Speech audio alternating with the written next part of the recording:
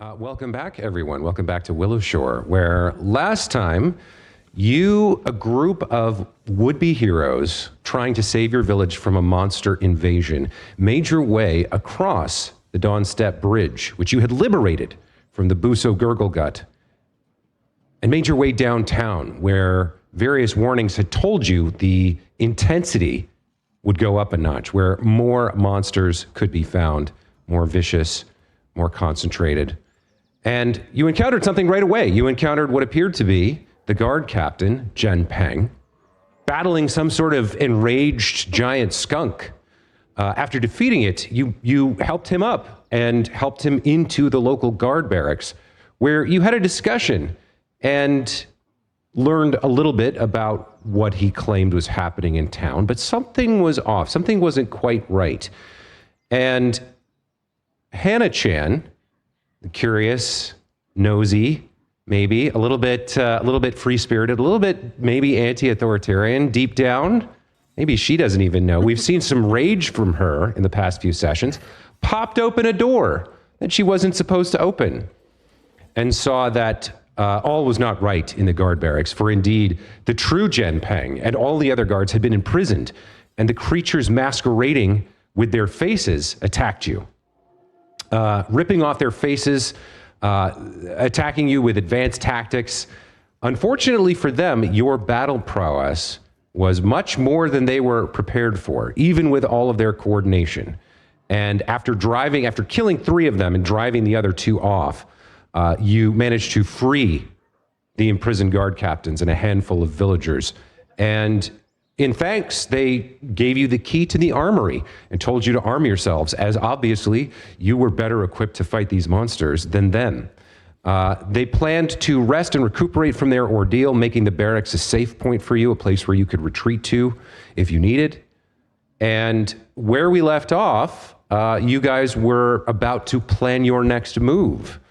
A number of things had come to your attention here in downtown, information about some sort of cloth monster parading around. The local businesses may be sort of in danger. There may be people you can rescue or save. You had seen some bloody tracks leading out from the stables and across downtown.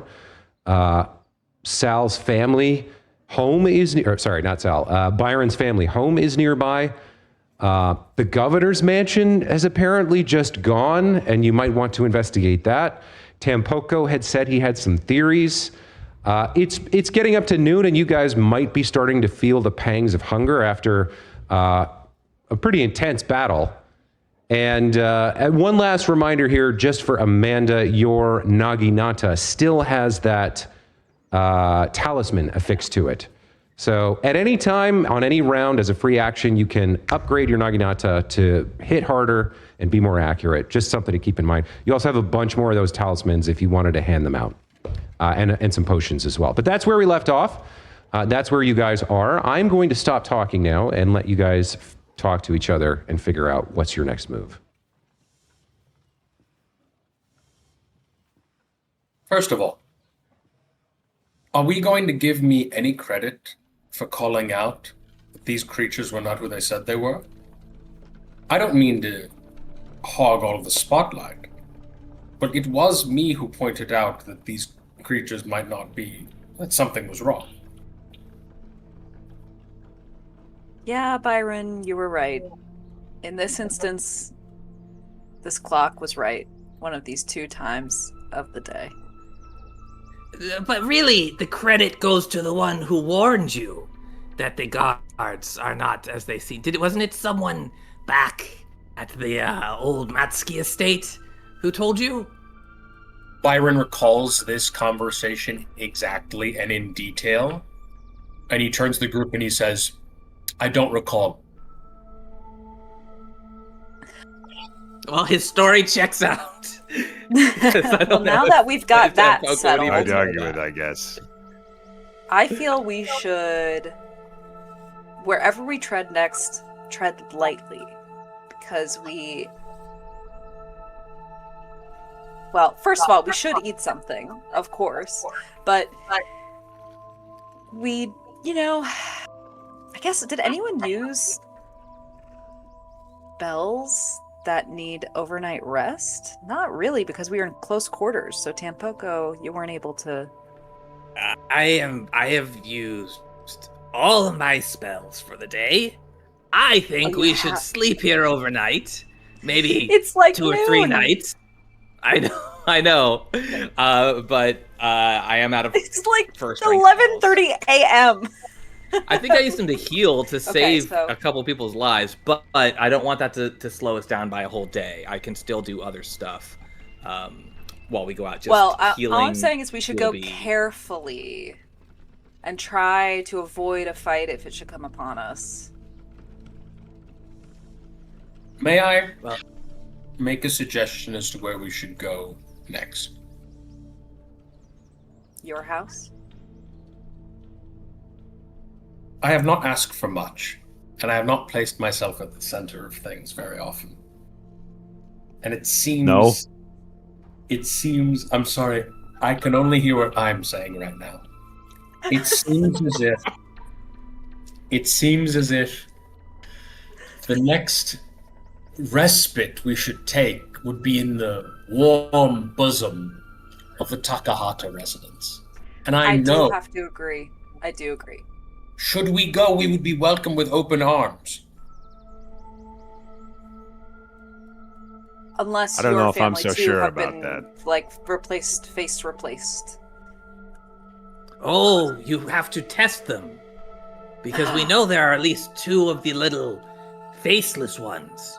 You'd have to ask them a question only the real, whoever we meet at your estate, a question only they would be able to answer. Like, what's your name? Yes. A foolproof question. This raccoon grows more and more on me every day. Before we make our decision, because I know Man piped up with some comments. Before we make this discussion, may I mention something? You're free to mention whatever you like at any time, Byron. And once again, I've started speaking and I can't hear the voices of others. I think what's so You fascinating might want to see a doctor about that. is that I look around us. Every member of the guard staff here was ensnared by these creatures, except for us. These 4 random strangers who were picked at the beginning of the festival. Does that seem odd to you? Does that seem strange? I know I've been joking about being the chosen one and all, but it is starting to feel that way. Well, they seem to have placed a premium on the guards. They didn't face swap with a bunch of people, they face swapped with a bunch of guards. So they were trying to control our militarized forces. Are we facing multiple different factions? I think we are. Because the guards did not seem to be in line with these dark fey creatures. They didn't seem to like this gurgle gut. The way they spoke of Modo Q, it did not seem like they were in alignment.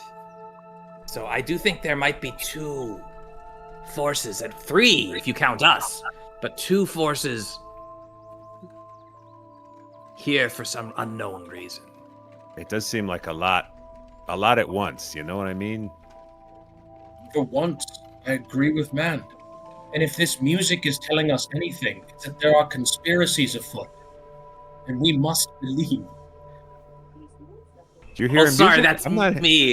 Is that you? Tampoco has his shamisen out, and he's been playing these minor notes the entire. Sorry, I was just working on a tune. I think it fits for I'm just trying to like theme the episode. Okay, there's no knowledge, there's no metagame knowledge that you can garner from the jukebox selection, Sal.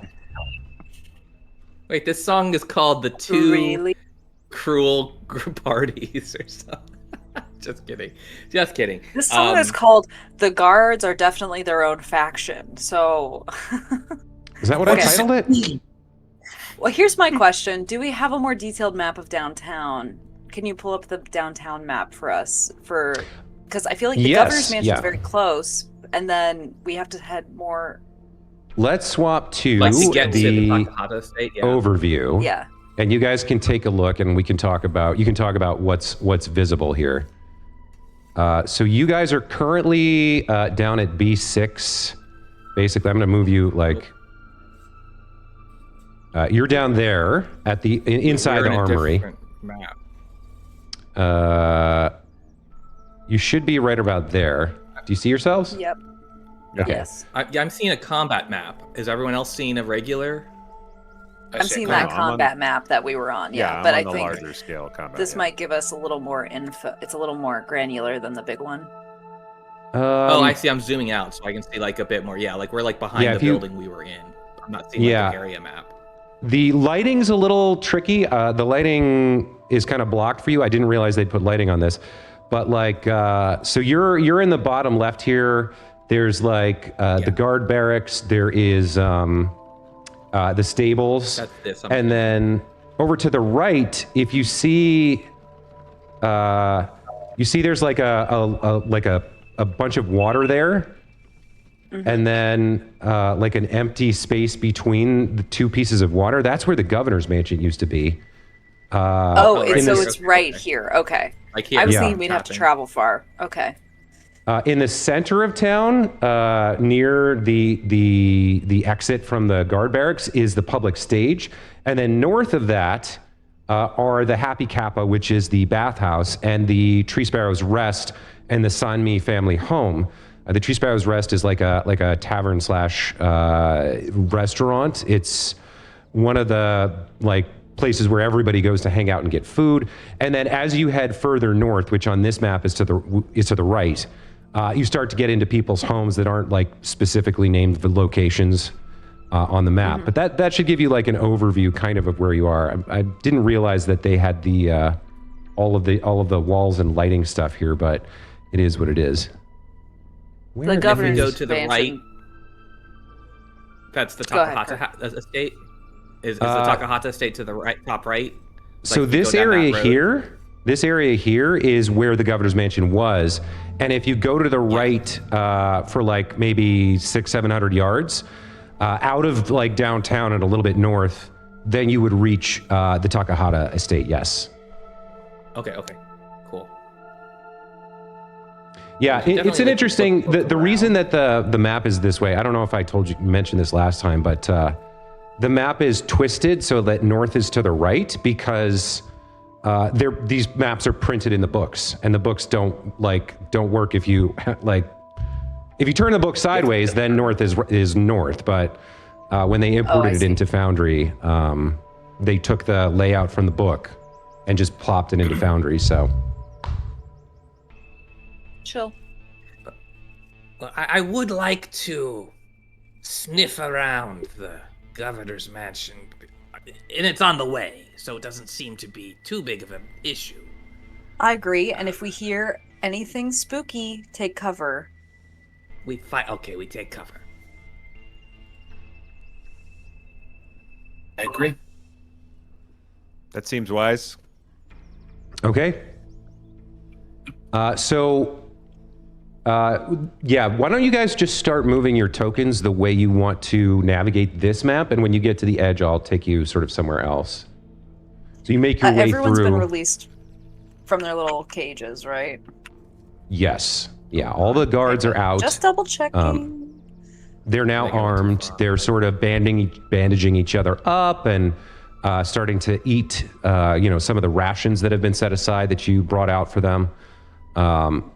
They're all looking at you with gratitude and sort of urging you to be careful as you move through the courtyard and back to that front office area. But they are staying behind for now. As Byron walks through the main courtyard area, he coughs and whispers amongst the crowd. Oh, that Byron, brave! When he turned into the wolf, he was amazing. Oh, who's saying that? As he walks through. Give me a performance check.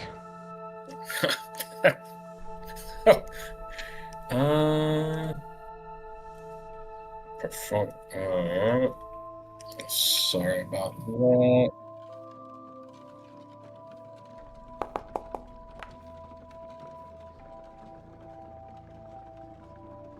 That's a 12.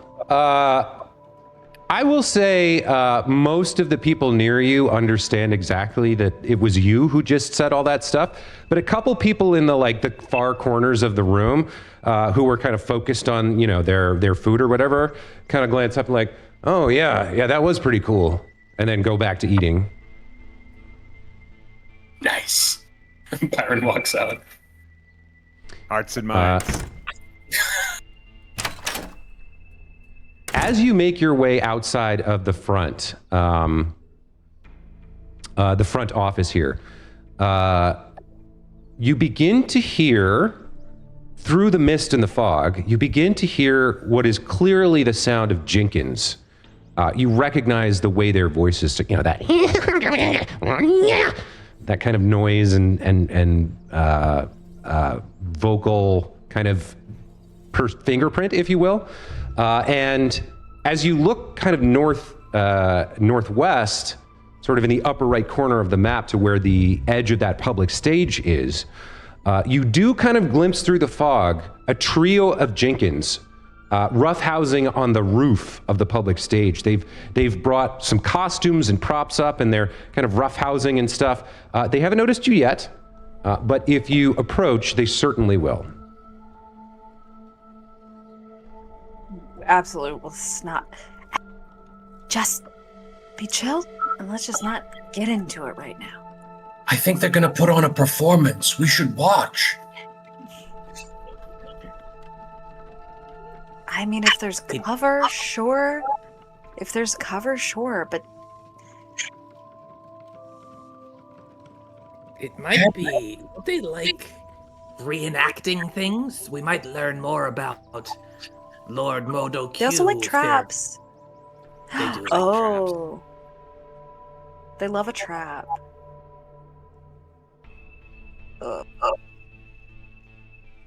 Okay. Hannah shoot just them. sort of hugs the outside of the building and looks, turns the corner and looks to the empty lot where the governor's mansion was. Okay. So just a few days ago, while you were here for the reenactment festival, and for all of your life for that matter, the governor's manor, which is like the crown jewel of downtown, has sat right in that space. But as you look through the mist today, it has vanished. The only indication that there was a building in this empty lot are 2 stone guardian lions that once guarded the entrance, and both of those you could sort of just about make out from this distance.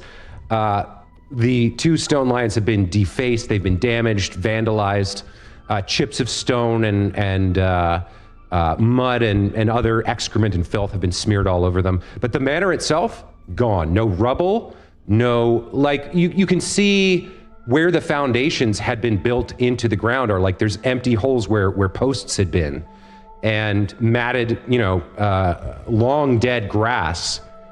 But any sign of the manor itself is just gone.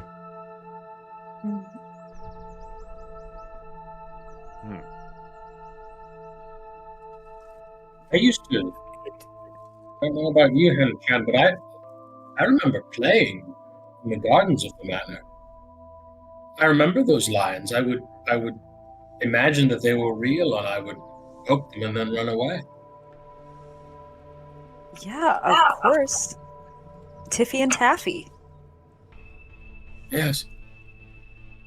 Tiffy and Taffy. How could it be gone? I don't know. Okay. So, the Jenkins are on the stage, yes? The Jenkins are currently on the roof of the stage.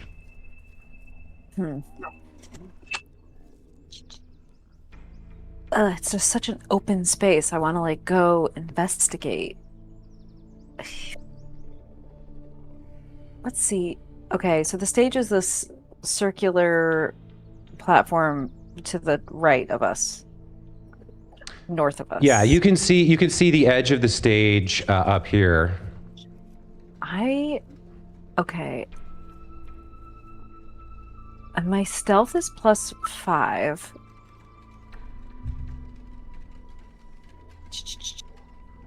Okay. What do you think of this? What if I just try to scurry across this open space as stealthily as possible just to hug the wall of the stage and see if I can't hear anything there? I don't want to upset them or draw attention to us, but that's sort of the direction we have to go. Sounds like a good plan to me. And Tampoco is taking that crossbow they gave him, and he is loading it, like Really? like actually really slow.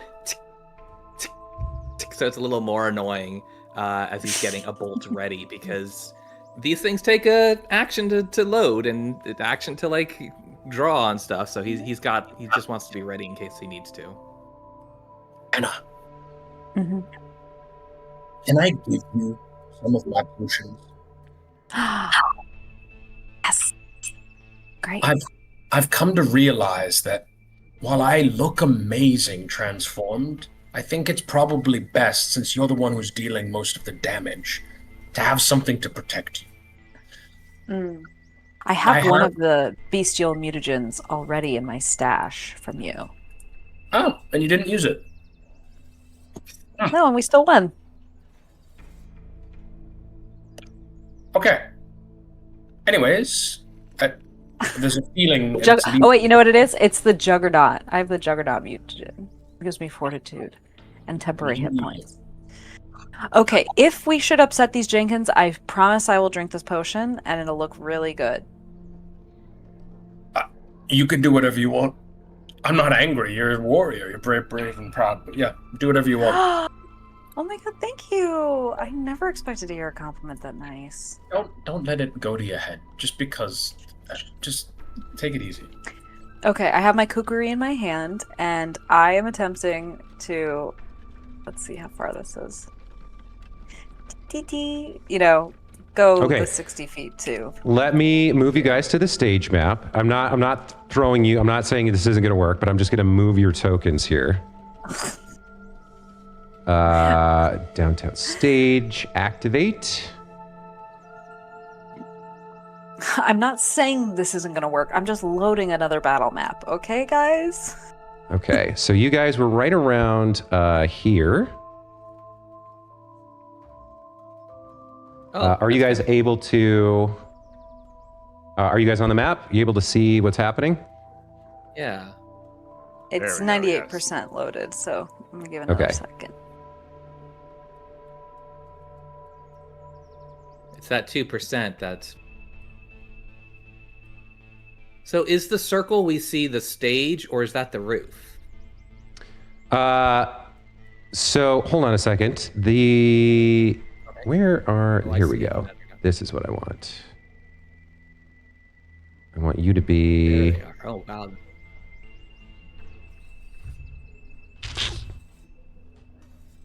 Copy and... Sorry, the built-in ones were here, and I've got to move these guys over onto the roof. So you see the three Jenkins messing around kind of on the roof of the stage.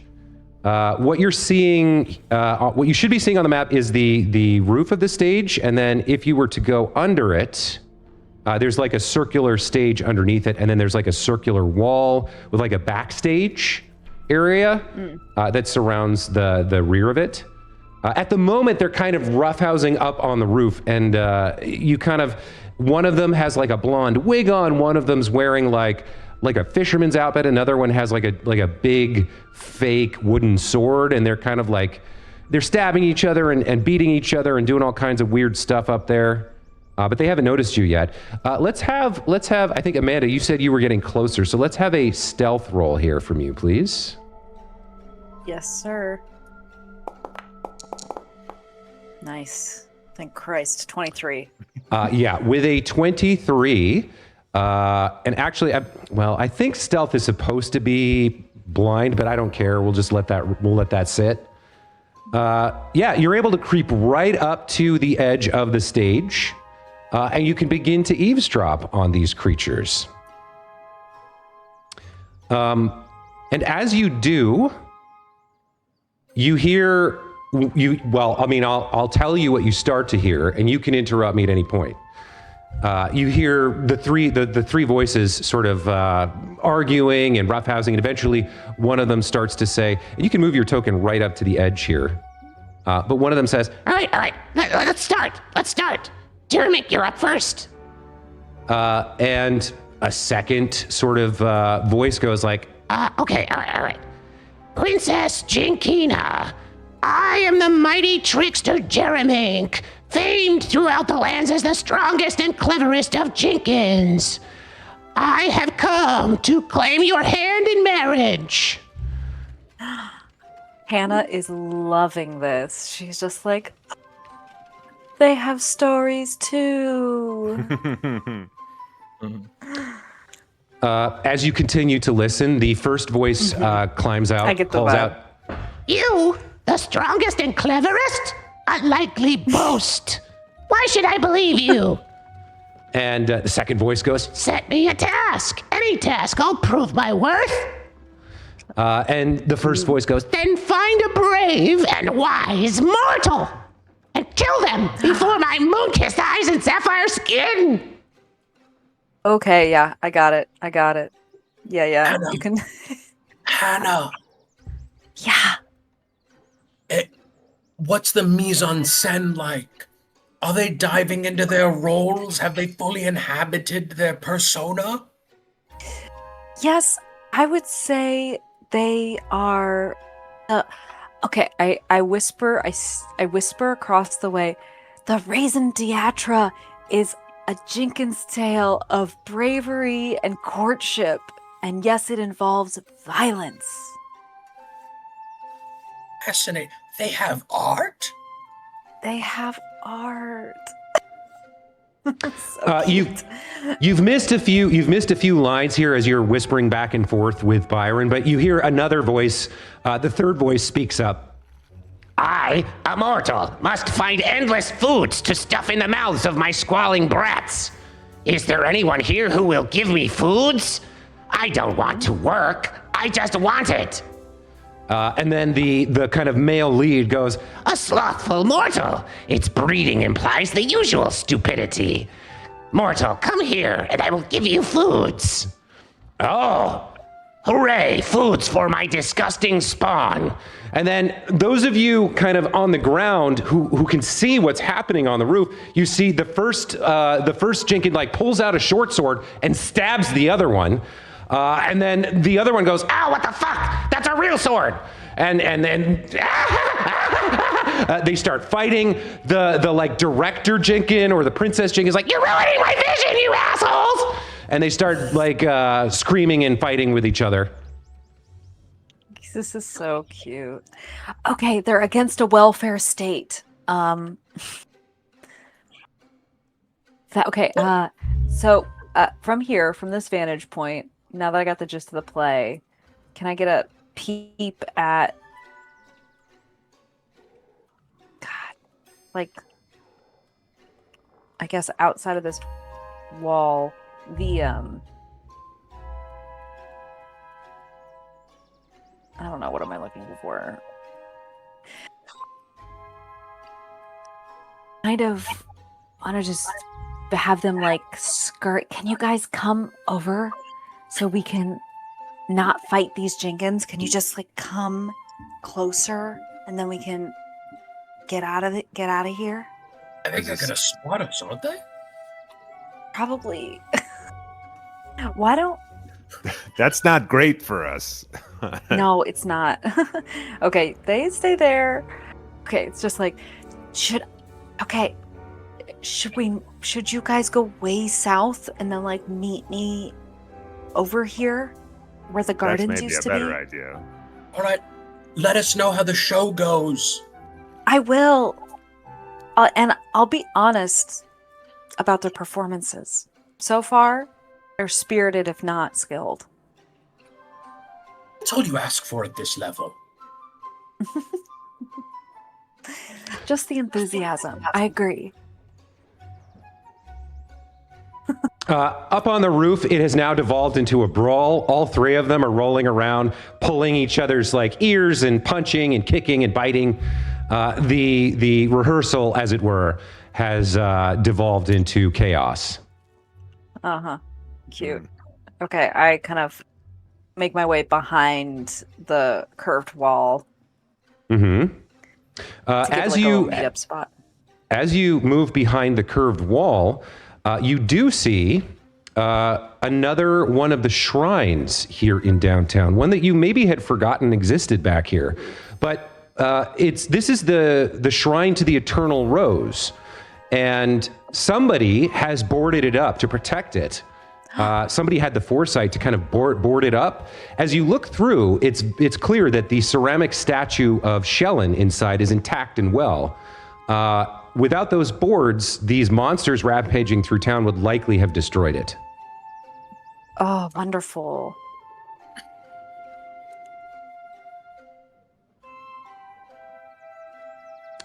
So as the rest of you kind of move out of range of these brawling Jenkins on the roof of the public stage and make your way north towards Takahata Manor, you're able to successfully do so. Hannah's stealth has given you some insight into what was going on, and you were not noticed.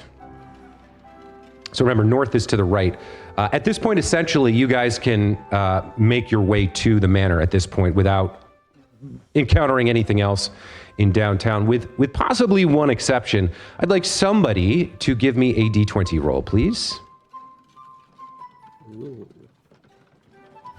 Just anybody? I got it. All right. All right, Kirk. I got it all Tell me what you got. screwed up. Okay. 20. A Nat natural 20. Nothing else happens. Amazing. Yeah. Honestly, I'm Incredible. tired today, Who needs it? Who needs the trouble? Who needs the trouble? I just want to travel. I want to see something new. Okay. Okay, cute. So as time progresses, you guys kind of make your way a few hundred yards north, away from the center of downtown, making your way through back streets until you reach there's a small ridge that kind of overlooks downtown. And if the governor's manor had been the crown jewel, then Takahata Manor, which you now approach, was maybe the second most elaborate and beautiful personal residence in town. And with the little bit of elevation that it has, it almost overlooks the downtown area, almost as if whoever built it intended it to be higher than the manor. Let me move you guys over to that map. If the governor's mansion's the crown jewel, the Takahata Manor is the pave next to it. It's like smaller scattering of stones. I'm not honestly sure what the pave is, but I'll trust that your cultural reference makes sense to somebody out there. If anyone understands jewelry, they'll get it. Pave, it's smaller, it's still diamonds, but it's cheaper. I see. Okay. This song is not what I was looking for. Let's try maybe this one. As you approach the manor, you see two heavily armored creatures with massive, for them, massive hammers, mallets almost, and multiple eyes, swinging their weapons, their mallets, with a rhythm, ka-chung, ka-chung, ka-chung, at the front door of the manor, attempting to break it down. By their side, a python writhes and coils on the ground. And as you approach, they whirl around, and you hear one of them turn to you and shout, "Intruder! Interloper! Who goes there? What are you doing outside of your hovels?" My name is Byron Koji Takahata, 7th of my line third of my name, third time's the charm. That wood that you are trying to knock down from the front door is harvested from the finest woods near Willow Shore. It is the strongest wood known to man so far, and you will not knock it down without a fight. Certainly not after we're done with you. And Byron turns to the group and is like, are we going to fight? Well, we don't have a lot of choice now, do we? Roll an intimidation check.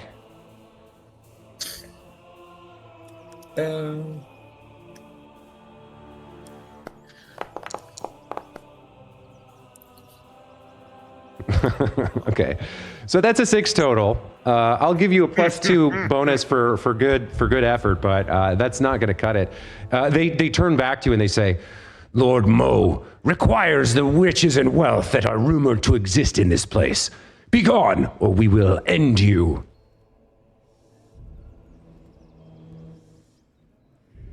So that didn't work. Byron turns to the group. What? No, we caught that, yeah. What Well,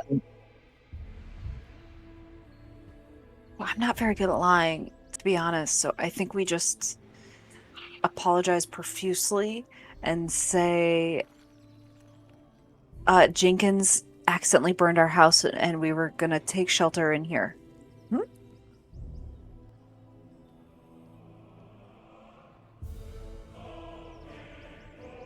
It's possible. I don't know that they're going to be up for being fooled, but... Oh, I don't think so.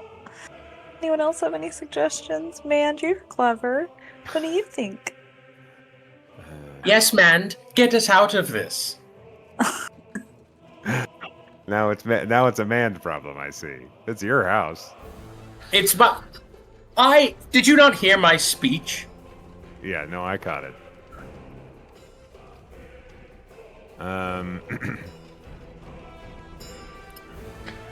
Sort of seeing that you're not leaving, but also not interfering, they resume pounding on the door with their hammers. Yeah. Okay, thank God.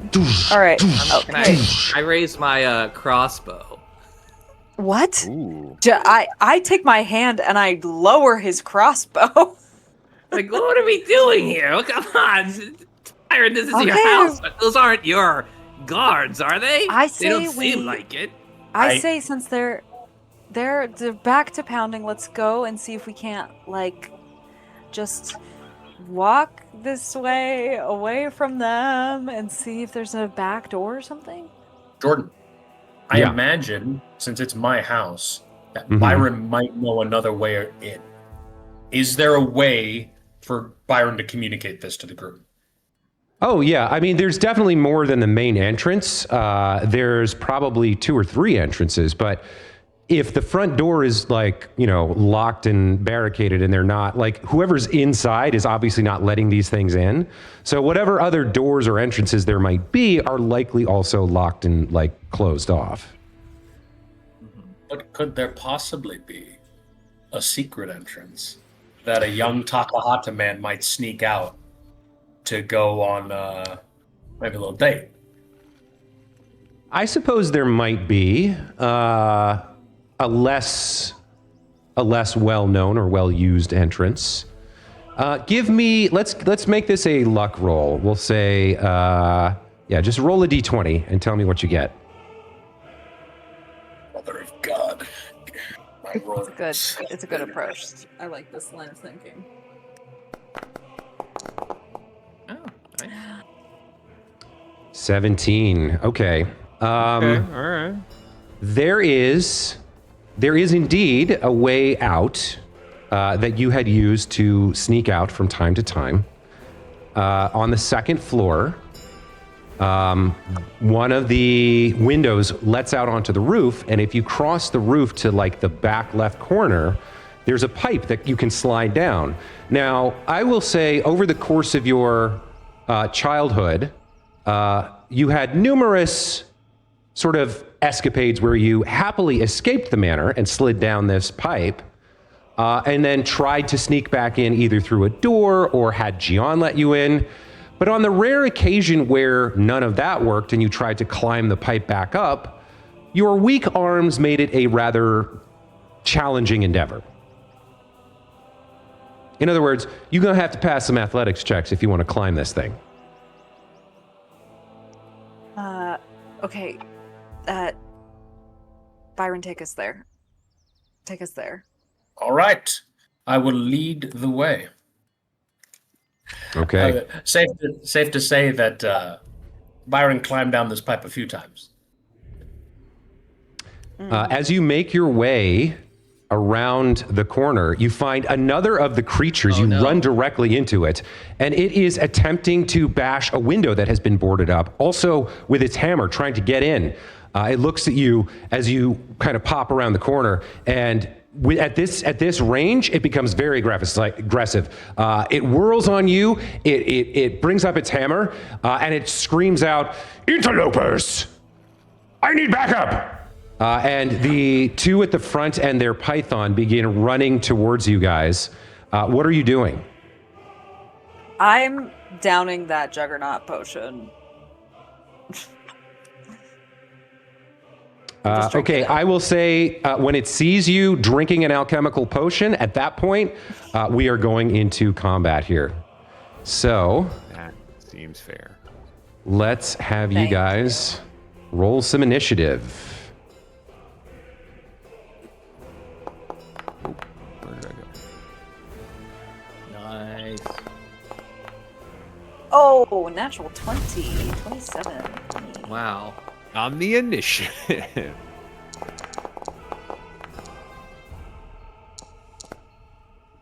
And these guys are fast. Are they? Okay. Well, there's two of them going How do you right see their after movement speed? Oh, you mean just for the initiative? Just for the You don't see their initiative, yeah. movement speed. Okay. No, I have no idea. I got so discouraged. Okay, I think everybody's, everybody I think has rolled. Hannah, you, I believe, are about to drink a potion. It is your turn. You're actually first to act. Fitting as you kicked combat off with your hostile act. What would you like to do besides that? Okay, so just to clarify, drinking the potion set it off. It doesn't get counted as one of my 3 actions. Oh, no, it does. Yeah, that's one of your 3 actions is to drink that potion. Dope. Nice try. Boo. Boo. Okay, so I pressed use. Do I have to click and drag it onto my thing? Probably. Yep, I think so. The effect. The mutagen effect. Yeah. I think you just ended your turn, so we'll undo that. What?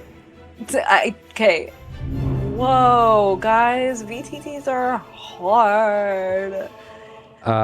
So before you click use, which removes it from your inventory if you only have one, you want to click on the name and have the thing slide out and then drag the effects onto your character. Okay, so I did click use as we were rolling initiative. So let me get you another one then. I made some bad decisions. Let's see. Juggernaut. Where's that going to be? Journal. I guess I'm going into your inventory.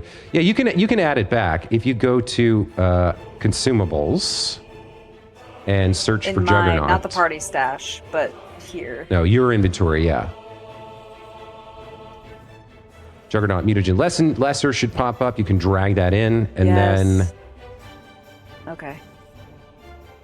Okay. And then. There you go. Then I drag this onto my character token.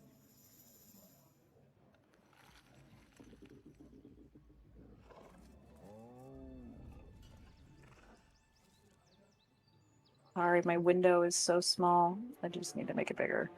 Sorry, I'm not going to look at your faces for a little bit. Okay. I mean, who would want to anyway? That's hurtful. Hey, there we go. You got it. I did it. It did 1. 2. I'm going to.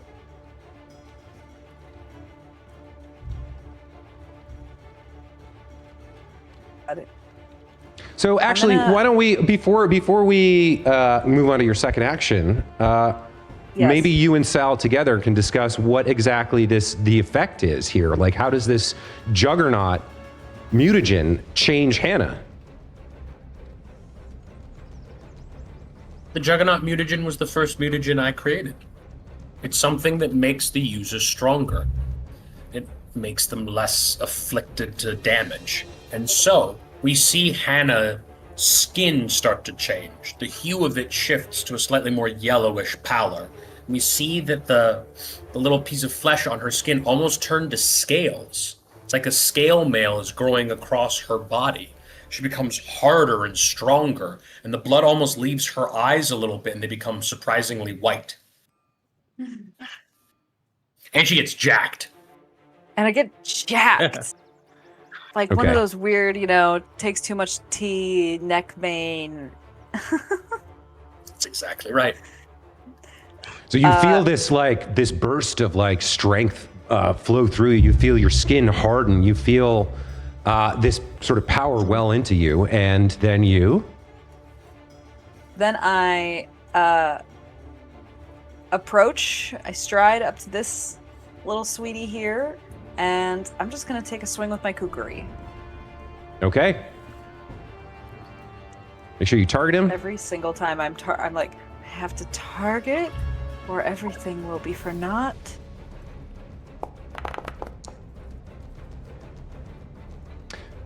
An 18 does hit. 18.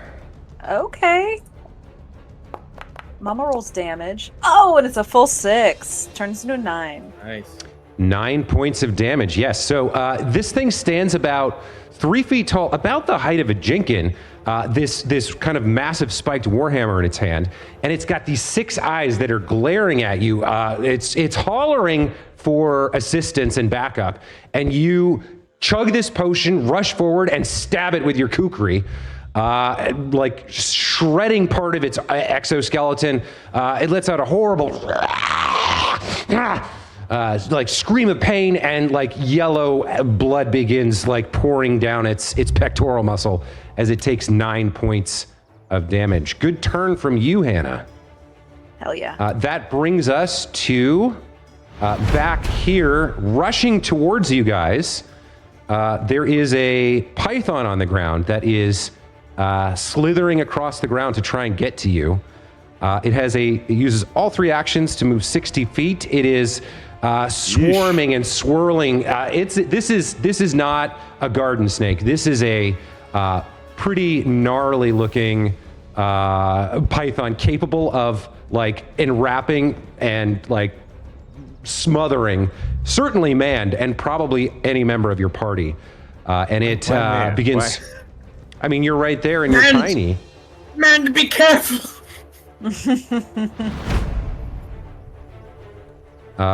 This guy over here, hearing the calls, is also going to be rushing to the aid of his compatriot. He can get to there. He rushes in. You see, the 4 of you see more enemies rushing from the front door, coming up behind Mand and Tampoco. That is his turn. Mand, you're up. Okay. I do not like this python. I think do not like the idea of being swallowed at all. Mandwell, may I ask something? Yes. We might want to know a little bit more about these things. Is there any way that any of us, before it gets to my very later turn, can detect what these things are and what their weaknesses might be? What's the check for that, Jordan? So if you'd like to recall knowledge on one of these creatures, which one are you looking at? Let's say the little guys, because there's so many of them. Okay, so to identify the little guys, I'm going to need a nature check. Secret nature check. That's my jam. So a blind roll here. Blind GM roll, firing that off. Who knows how that went? You have heard of these things. These are Okay. another type of fey gremlin, just like the Jenkins. They're called Vexgits, and they have sort of, they have this exoskeleton that makes them sort of more armored than the Jenkins, and they're known for being highly destructive to like structures and objects, and they can be destructive to equipment. In particular, they like to smash up shields and armor. To learn any more than that, you'll need to make another check, but that's your first action. Okay. Then I will shoot some needle darts at this python. Okay. I presume you shout out to the group something of what you just recalled. Right. We caught most of that. Yeah. Yeah. Okay.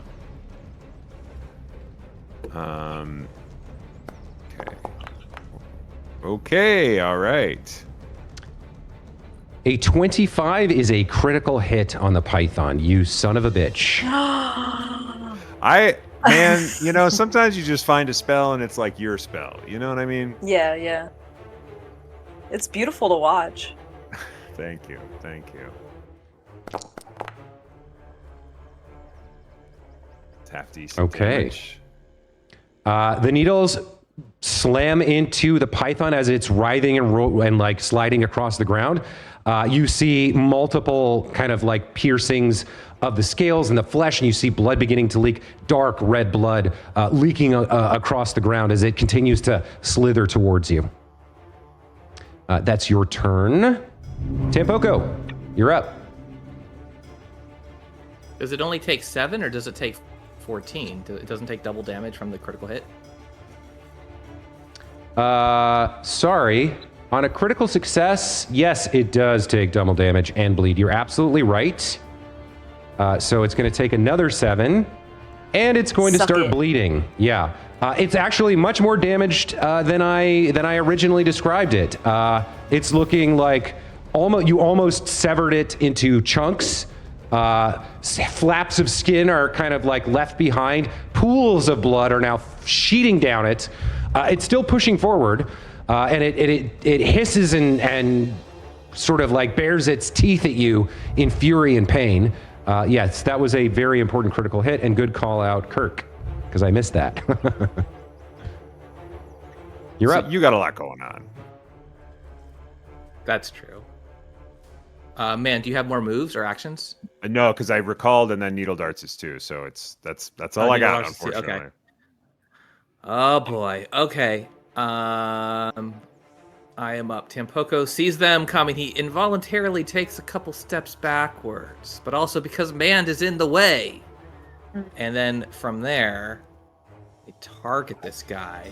He's got this brand new crossbow, and he's gonna try and hit the python, the approaching python. Better for it to die before it reaches us than for it to come and get us.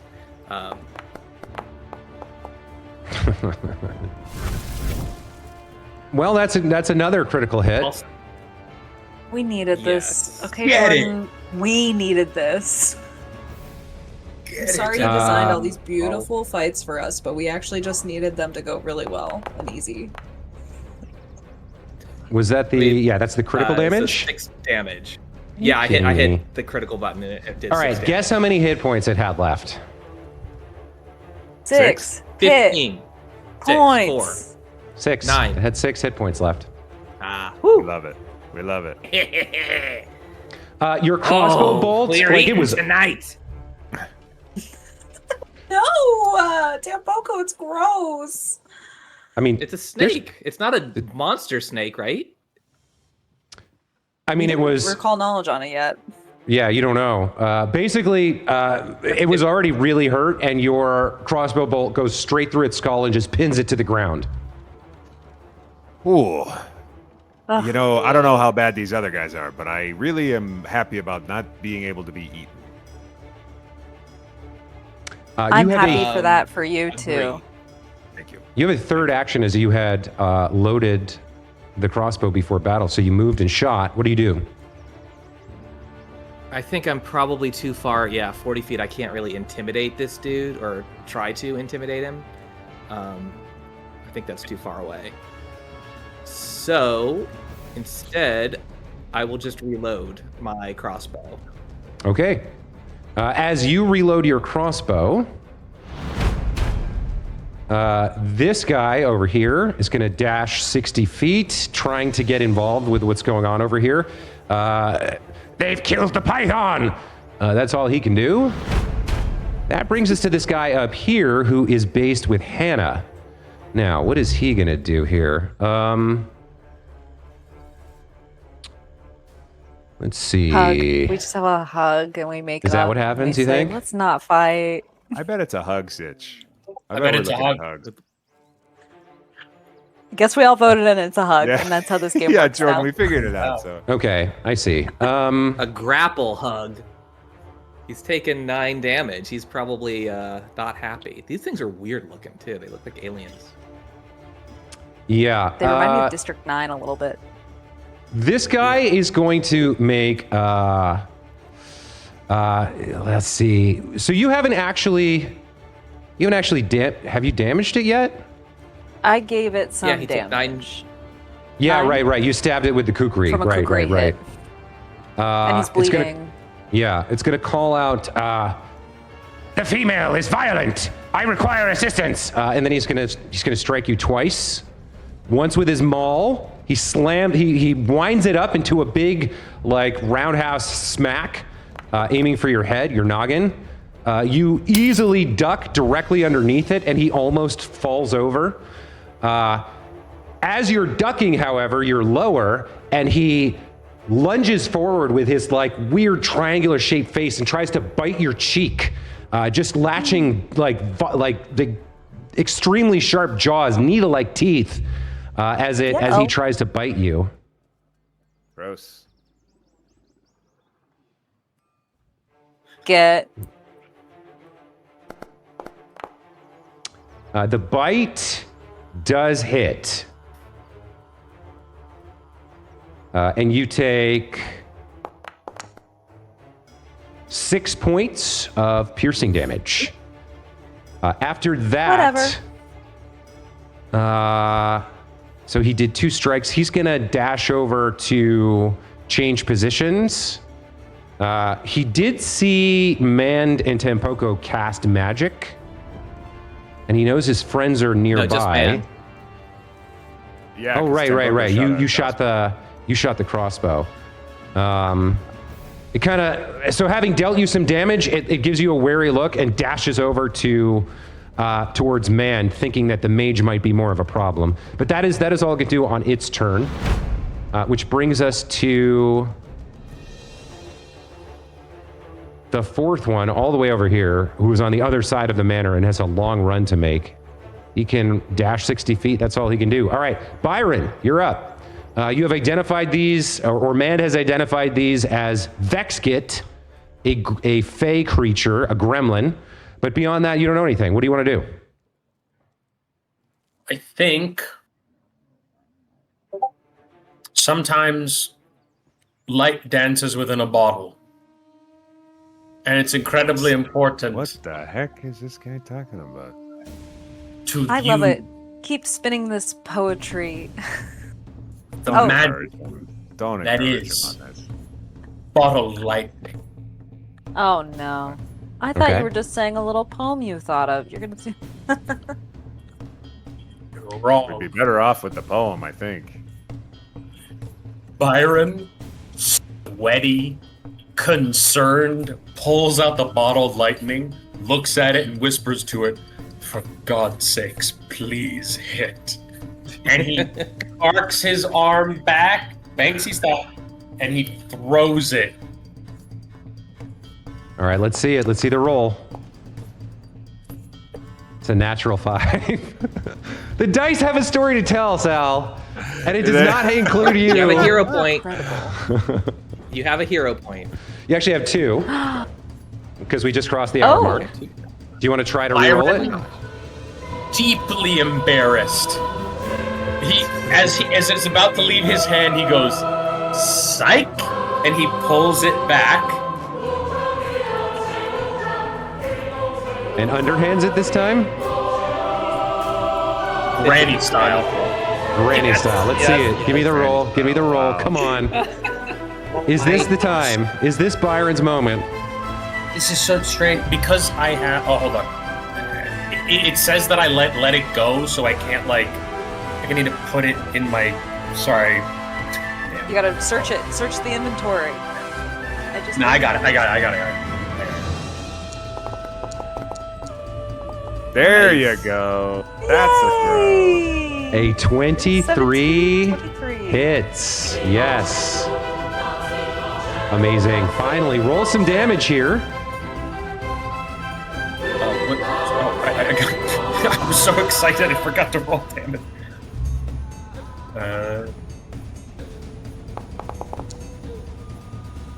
It's Wow. Okay.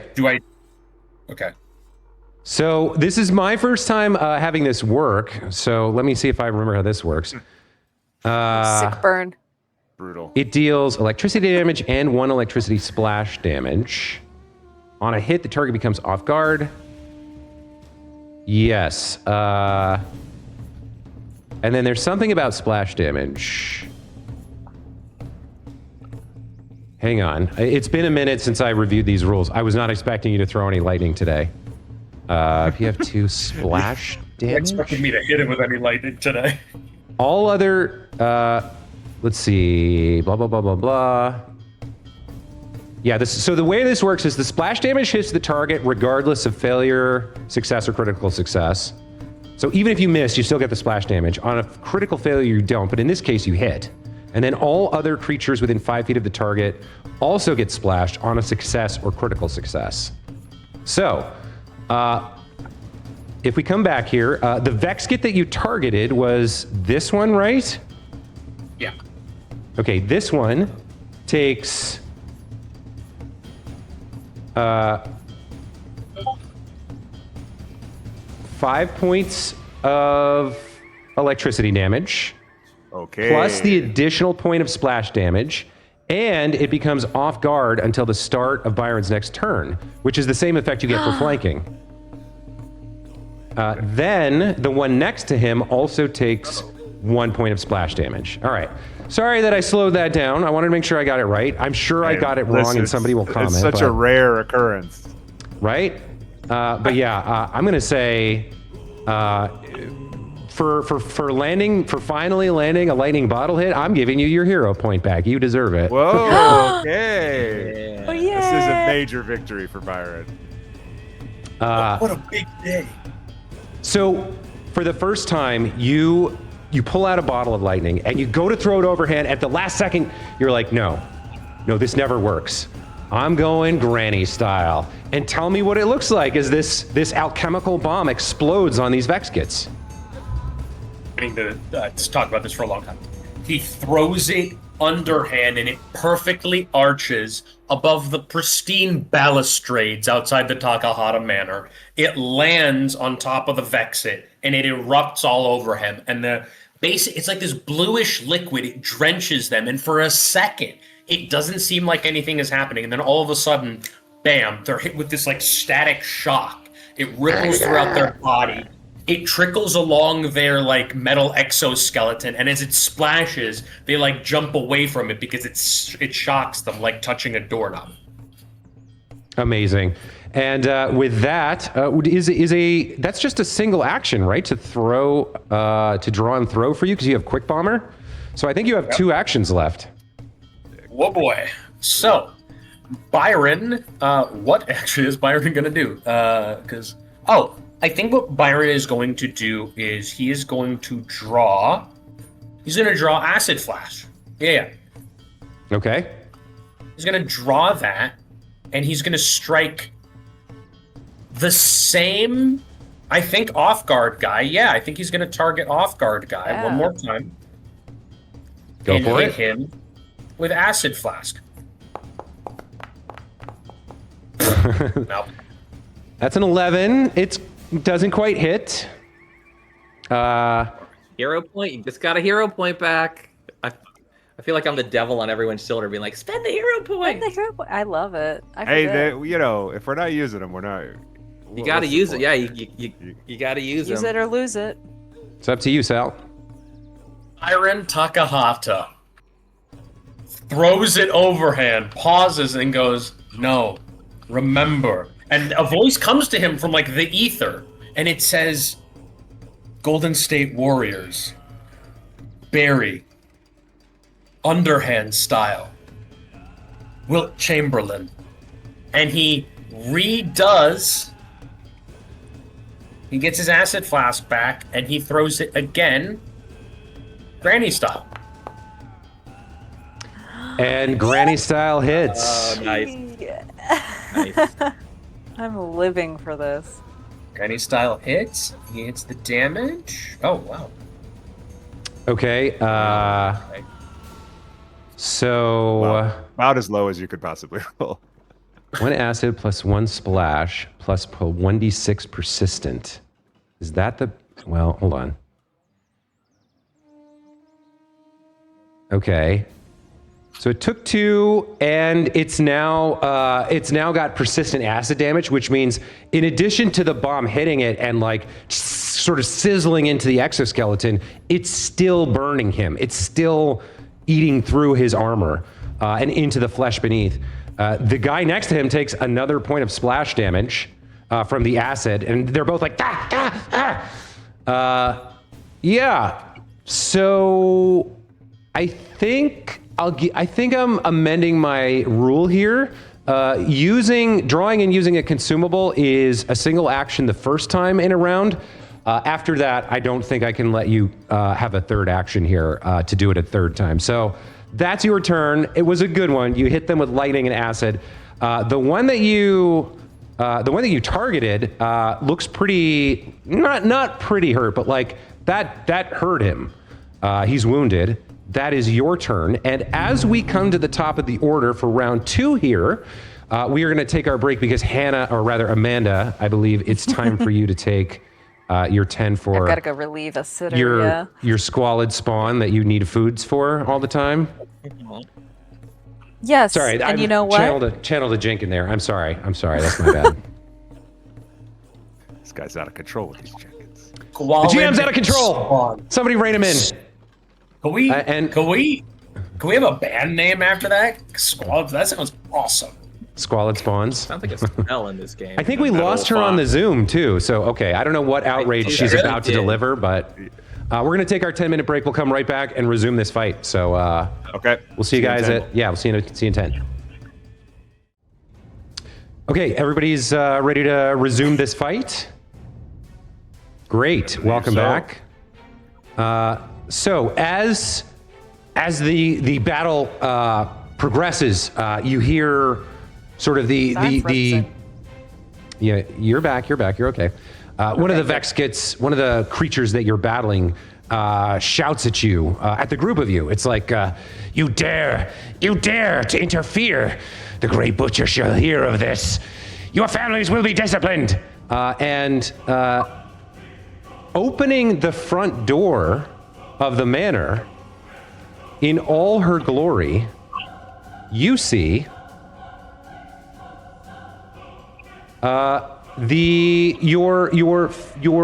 maid, your kind of confidant, the person in your home with whom you have perhaps the closest relationship, as your maid Joan, in all her sort of maidly splendor, steps out, not carrying for once a tray of drinks or teas for you, but instead a massive crossbow. And as she takes aim at one of the Vexkits, you hear her call out, "Master Byron, welcome home. After we deal with these uninvited solicitors, I'll be happy to make some tea and refreshments for you and your guests." And then, ka-chunk, she pulls back on the trigger and fires this massive heavy crossbow at the Vexkit. Unfortunately, she misses, but she reloads the thing and stands there ready to come to your aid. That is Gion's turn.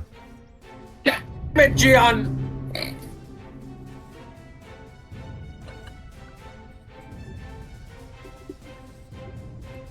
What now? Coming out of your face.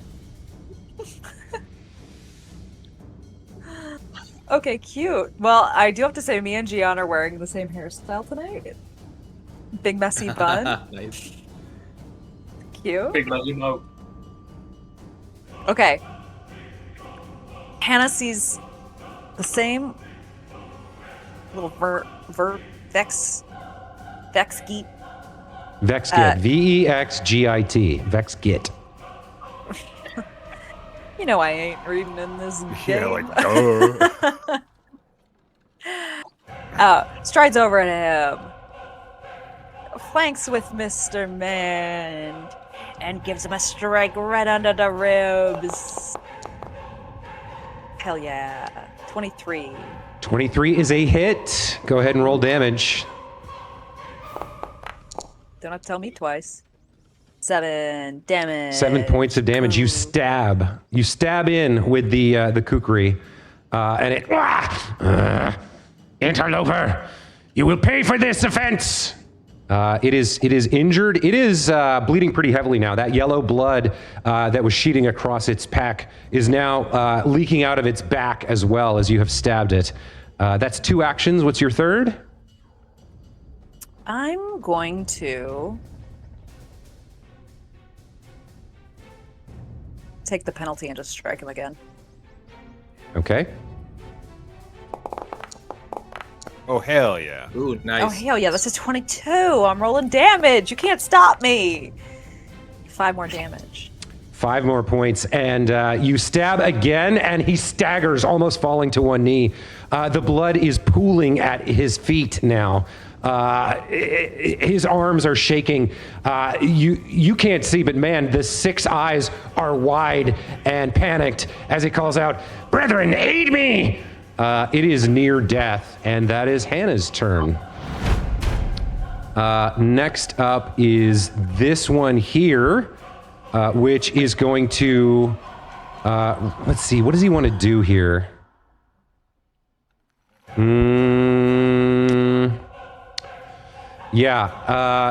It is concerned, very concerned about the mage throwing needles around, but this female, it's kind of far away. It's gonna dash past all of you to get behind you, Hannah, which is gonna take 2 of its actions, and it is going to swing at you with the hammer, attempting to stop you from harming its ally. With a 24 to hit, it is going to hit. And you take 11 points of bludgeoning damage as this massive hammer slams into your ribs. You feel a crack and a flare of white pain in your side. That is its turn. Man, you're up.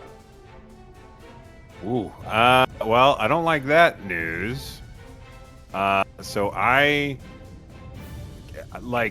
is there any penalty for doing needle darts point blank? Nope. Okay. What? Then I'm gonna see if we can resolve this flanking Big news. situation. Sorry. Retarget here. You've just elevated your token 5 feet in the air, so I don't think that's what you meant to do. That's what I meant. Yeah, that's exactly hit the Q key to lower it back down. Okay. Q and E adjust the There we go. elevation. Okay, I got it. There we go. Okay, so needle darts once more. Here we go. Ooh, that's gonna be no good. I think man sees how serious the situation is and does his classic reroute the darts routine. He's gonna spend a hero point here to re-roll that. Okay. You reach down deep inside and pull on that strange control you have over the magic. There's no mechanical penalty for being in close range, but for the point of the story here, you're too close. It sees what you're doing, and it manages to dodge out of the way, and the needle darts fire over its shoulder, heading down the manicured lawn of the Takahata estate. But you do that thing that you've learned to do. You pull them back, and this time they hit. Roll damage. Boom. Okay. All right. Yeah. We'll take it. I'll take it. As the needles come flying back, This Vex kit, which had been heavily injured, it just sinks straight into the spinal cord, severs it, and it just drops like a sack, dead on the ground. One less for you, Hannah. Thanks, boss. And then I am going to cast Guidance on Hannah. Okay, Hannah, grab both of those effects from the chat window and put them on your token, please. When you want to use the +1, go ahead and tell us before you roll, and then remove not the immunity, but just the effect. But yes, very nice turn, Mand. Tampoco, you're watching. Hannah's been hit. She's that hammer blow hurt her. Mand has taken some action here, and you have some sort of other aid from this lady standing in the doorway with the crossbow. But right now, it's up to you. What are you doing? Well, Tampoco already has reloaded his crossbow. This thing comes running right up to him. It's pretty close, and it just did this damage on Hannah. I think he's going to take a shot at it. So let's see how that goes. That's not very good. I'm going to use a hero point to re-roll it. Yeah. All right. He really likes this crossbow. It's pretty fun. And I mean, I don't know how you can like heroically alter the thing of maybe it like goes off before it's ready and it kind of hits the ground and then ricochets up towards the thing instead. Now these things are like only 3 feet tall, right? Mm-hmm. So they're like little Jenkins, but they're in armor. Okay, so I have to. That's like the undoing what I just did. So yes, I understand. There we go. Oh, It is. Oh, I didn't target. Oh, I did target the guy. Okay, so it's just a regular hit. Okay. Yeah, 25 hits. Roll damage. For 6 damage. Okay, the bolt ricochets off the paved drive of the manor and slams into the creature's thigh.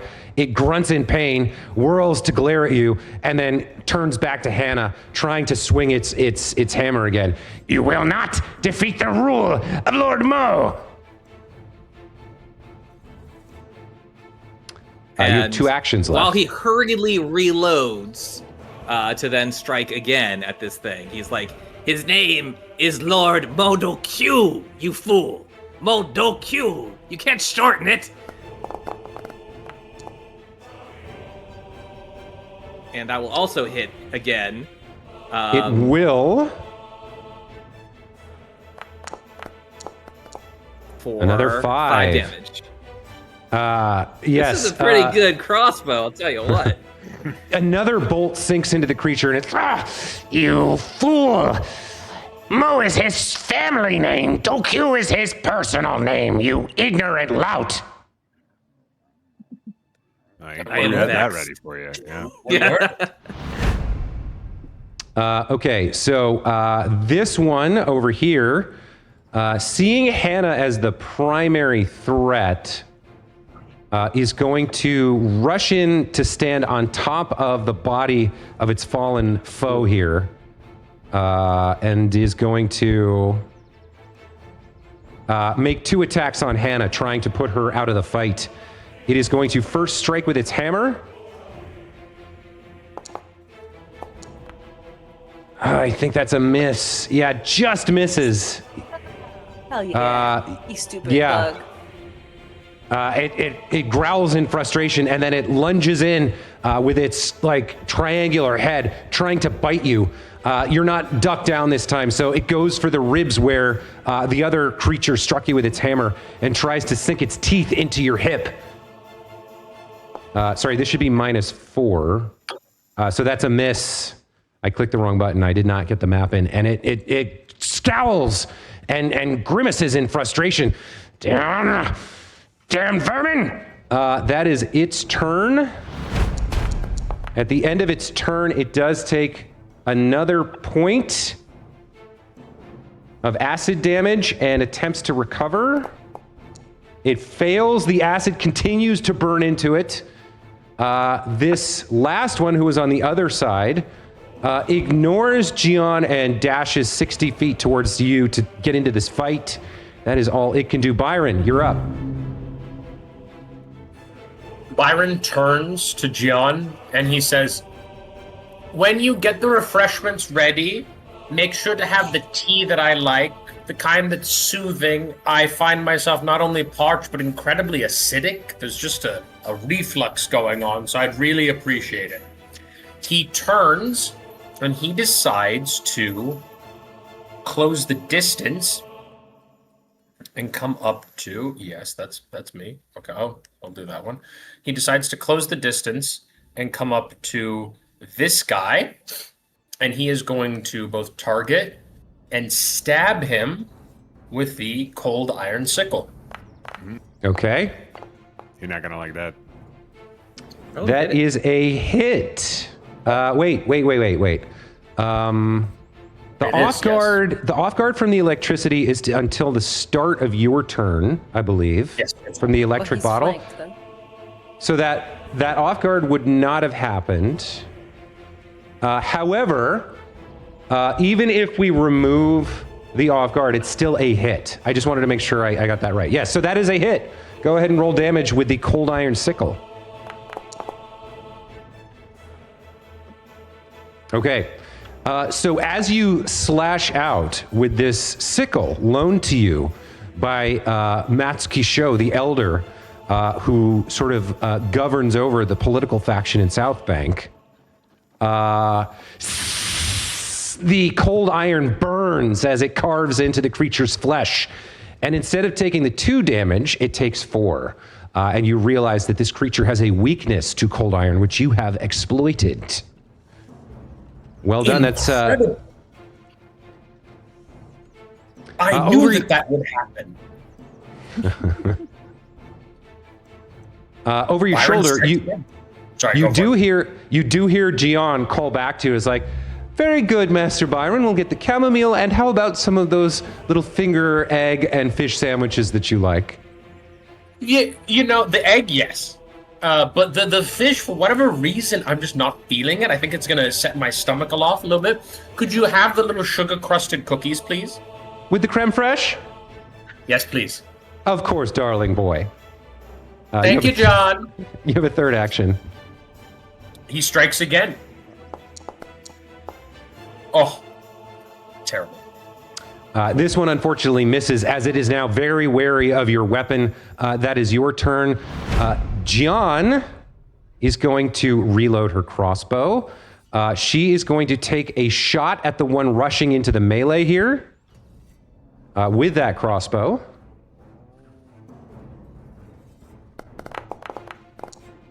This time she hits.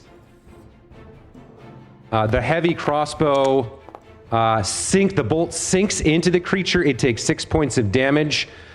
She reloads again and calls out, I got him! I'm helping! And that is her turn. Hannah, you're Don't up. get too excited. Okay. VTT booted me, so just a second. This one that's near death's doorstep. I'm going to... Oof. Now that I saw Byron's really good idea, I'm going to use my quick draw. Just drop my kukri and grab the cold iron dagger that I have. Okay. And I'm gonna strike at it. Oh, beautiful. She's gonna strike at it. Nice. And that's a 22. Whoa. 22 hits. That's your bottom dollar. 7. Yeah. 7 As total. you stab at it, it screeches in pain and fury. Now surrounded by the three of you, whirls around. That dagger sinks in. It's that same hissing noise. The yellow blood is bubbling on the edge of the dagger's blade as you pull it out. It screeches in fury. A look of panic enters its eyes. It is on death's door. That's your first action. Or no, that's your 2 actions. Swap Second, and right, 'cause- strike. Swap Well, quick draw is right. It's to drop and draw. Oh, you That's used. one. I used quick draw. Yes, quick draw. Yes, correct. So then it was only your first action. If you dropped your kukri on the ground and used quick draw, Yes. the strike action Yes. is compressed into that, and yeah, you have 2 left. So, then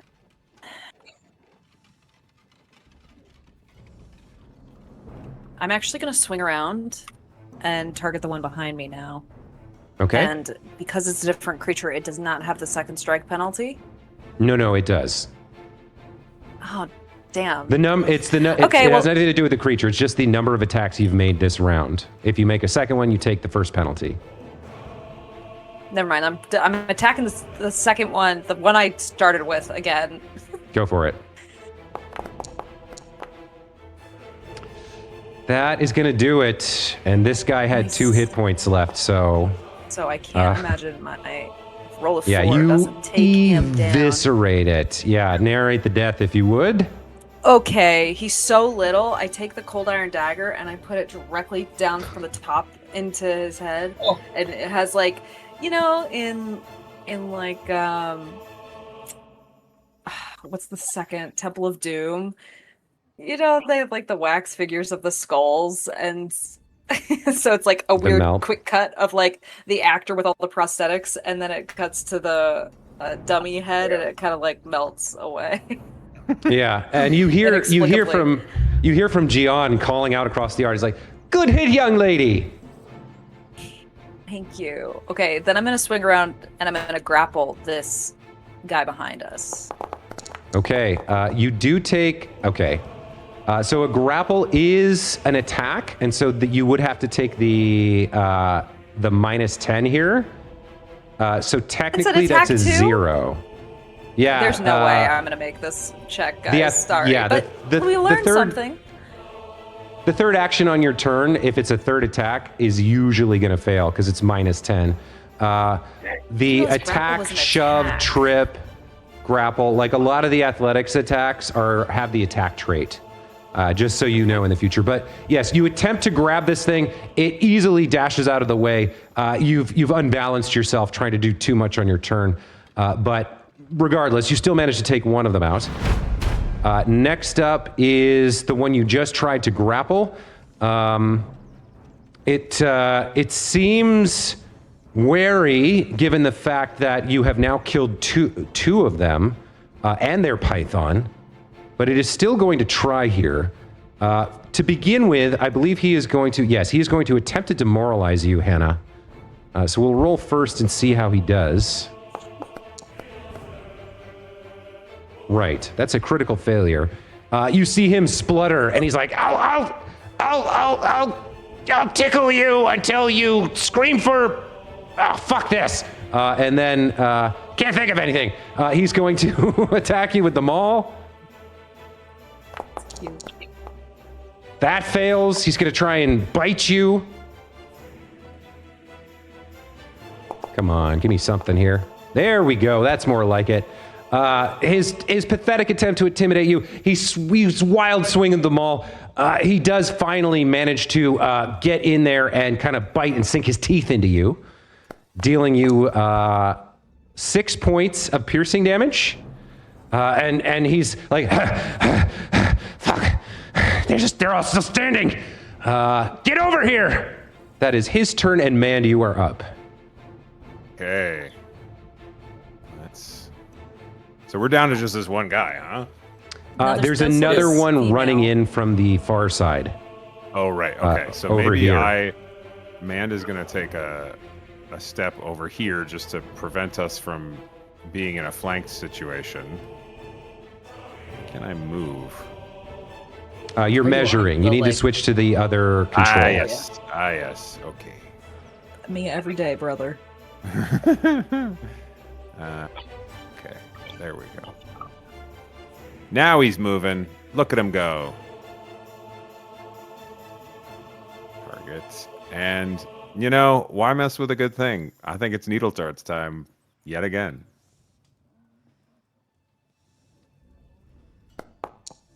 I feel like, wow, that's a hit. Good for That's a man. hit. Wow. Yeah. Good for man. Yeah, so sliding across the pavement like almost Tom Cruise style in Risky Business, you fling your hand up and the needles go flying, and they're almost off target, but at the last second, the creature, which had been glaring backwards at Gian after she shot him with this heavy crossbow bolt, it kind of turns around and its shoulder moves into the path of the needles. Go ahead and roll damage. You fool. I feel like witness to ancient battles is loving this. I'm like flicking needle darts left and right, and he's like, Oh yeah, yes. yeah. Mobility is the key to tactical success. Well done, boy. Yeah, that's your turn. You've dealt another 8 points of damage. Tampoko, you're up. First things first, he's going to reload. He needs to. You can't shoot the crossbow without a bolt. Simply must. And the question is, do I go after this one? He's concerned that these things are gonna flee, and so he's Yes. going after this guy because he can hit him pretty easily. Yes. So let's see how that goes. Okay. Probably not good enough. No. Not quite. And I don't think I want to use my hero points on it. You know what I do? Yeah. Let's just try it again. Can I just hit this? No, you have to be reloaded. Okay, so let me just... the same thing happens. It aims to... Or maybe it hits up high at, like, maybe one of the ceramic So Tampoko's tiles like... on the... Pyong, pyong, like completely missing every shot. Not even really aiming, just holding it and pulling the trigger. And somehow, these bolts keep bouncing off and going back towards the target. Roll it again. Let's see it. Let's see. There we go. Yep. I will say for this one, it actually like chips, or I mean, it cracks a window on the front of the estate, and then ricochets back into the creature. So Byron, you watch as property damage is inflicted. Folks. And Tampoko's like, we're doing it. We're breaking into the estate. No, wait, that was not. That's them. Hold on. Sorry. And he kind of is reloading it, like reloading as fast as he can to do his second attack at this guy. I don't think you can. I think that was 3. Because you reloaded, you shot. You're right, but I hero could point, reload. And reload again. Yeah, And you can then reload as your reload. third action. Yeah. No. Okay, yeah, that's cool. So Okay. he's ready for the next round. This guy, can he get to Hannah and still have an action? No. So he'll move over here to engage with Mand and call out, Hold on, I'm killing the mage. and he is going to make 2 attacks on Mand here. He swings this giant maul at you. Yeah, you're shooting magical needle darts true. everywhere. He's going to attack you with this maul, which Nice try, friend. misses. I think you're a little bit taller than him, and he brings it down in an overhead smash, and you kind of like, you're still sliding a little bit, and you move a little bit out of the way. It growls in fury, and then it's going to go for that bite attack, trying to snap at you with its needle-like teeth, almost like trying to bite your nose, just to inflict pain and damage. But yeah, you dart your head back out of the way. That is not going to cut it. Byron, you're up. Byron is trying to decide between the one next to Hannah-chan and the one next to Mand. And he knows he should go and help Mand, but he doesn't want to. But he won't. So he takes in a deep breath and he goes, "You must be the bigger man." And he turns to the one towards Hannah-chan. He moves towards it and he's like, "No, I'll do the right thing because I'm good." And he goes over and he hits this one with his cold iron sickle. Okay. And because you are flanking, it would have hit anyway, but you do hit. You Damage? get the flanking benefit. Okay, 3 points of damage turns into 5. As once again, the sickle has that like sharp curve to it. The dark iron has that kind of like, or the cold iron has that dark luster to it. And as this thing is facing Mand and kind of glancing over at Hannah and its ally, you dart up and you find a chink in the exoskeleton. You slide the sickle underneath and yank it out. You see a chunk of flesh comes out with that splurt of yellow blood and that sizzle as it, cursed vermin mortal, you'll pay for this. That is your first and second action. I hit it again. Go for it. Angered, it smacks your hand out of the way and says, I will kill you and 7 generations of your family. With that miss, unfortunately, you're done. Over here, Joan is going to... What is the range on this thing? Yeah, she's got plenty of range. I think... I was gonna say it's pretty far, isn't it? It is. It's 120. She is going to fire, reload, and fire again with this crossbow, hoping to assist the young master. First hit, or first attack, misses terribly. She reloads, fires again. You gotta give her a raise or something. Both shots miss, and she's like, I haven't practiced with this thing in 10 years. And that is Joan's turn. Hannah, you're up. Cold iron dagger, straight to the noggin. Let's see if we hit. We must. Yes, a 20 will do the job. Roll damage. Okay. 6 points, turns to 8. Dead. Yep, Dead. that's Great. enough. Another melted head. The blood kind of like spurting as a fountain, and then like all 6 of the eyes sublimating into melt. gas. Yeah. And like the eye juice drips down. Okay. Then she wanders over here. Slow. A disgusting little mosey. And then tries to grapple this one. Yeah, I gotta tell you, in combat, both like in terms of effectiveness and emotional impact, Hannah is kind of terrifying. Yeah, for sure. The sweet, guess what? happy-go-lucky girl turns into like a fucking rabid wolf. And you know, listen, it's little exoskeleton arms slip through the hands the first time, and what she does is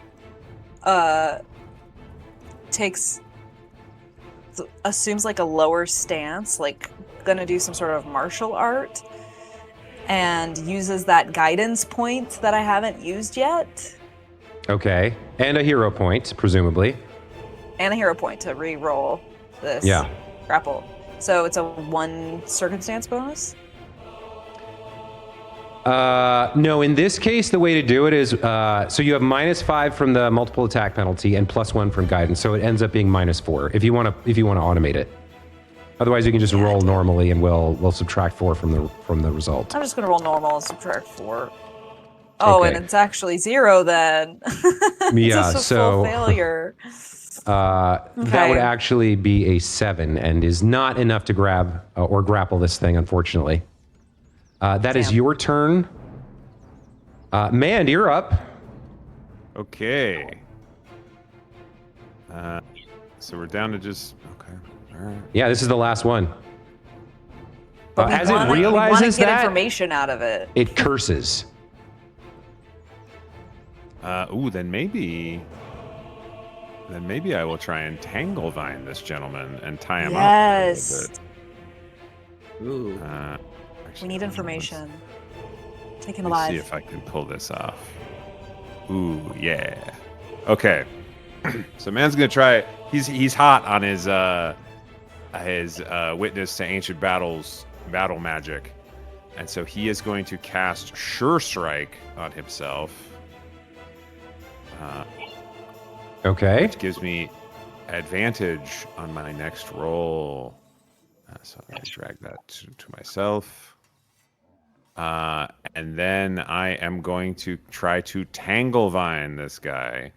Okay. Give me a better chance of immobilizing him. You might need to click that spell effect Sure Strike. I dragged it onto myself. Oh, you got it? Okay, cool. Yeah. So, oh. Okay.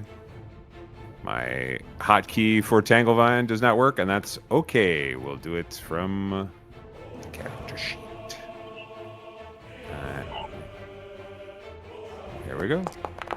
Oh, it rolled 2. That's so cool. Oh, that's Neither of yeah. those that good. No, one hit. Looks like it hit. We got a hit. I was hoping for a. You were looking for the for a crit, right? They were totally Yeah. immobilized, but what are you gonna do?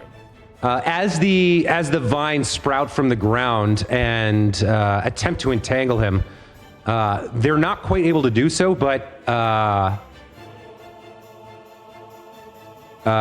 you hear kind of a crack as the ankle breaks, and his speed is reduced by 10 feet for a round. Yes, so it is now much less able to flee. So that's something. Of that. That's your whole turn, right? That's my whole turn, yeah. Okay, Tampoco, you're Good, up, buddy. Still good. Which is okay. And Poco is beelining it. But it's his. Wait, what's his movement? Is it 25? Probably 25. So he's probably just gonna take 3 movements to get, because he's like, tea is being served, sandwiches are coming. So he's like, you guys got that one, and he's like, I got dibs. I'll take the fish. If he's not eating the fish, I don't still make some. I'll eat them. And he's running that way towards Gian. Hopefully she doesn't shoot him, but she probably saw he was fighting with this group. So I have Okay. to. because he doesn't know. He's like, you guys got this. You're all surrounding him. He's being slowed. He's fallen for the T trap. All right, so our Vex kit here screams in fury. Damn it! It's gonna go for a bite on you, Hannah. A last attempt to put you down before he tries to flee here. Less damage than the maul, but more likely to hit. Oof. Rolls a nat 4 and starts hobbling away. Don't love that. He can, with his last 2 actions, he can only move 20 feet this turn, and that's his turn. Great. Byron, you're up.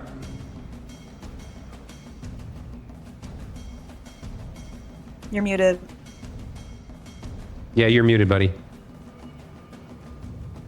He can't let this one go. He's desecrated his manor, his home, his abode. And so he chases after him. He doesn't do that.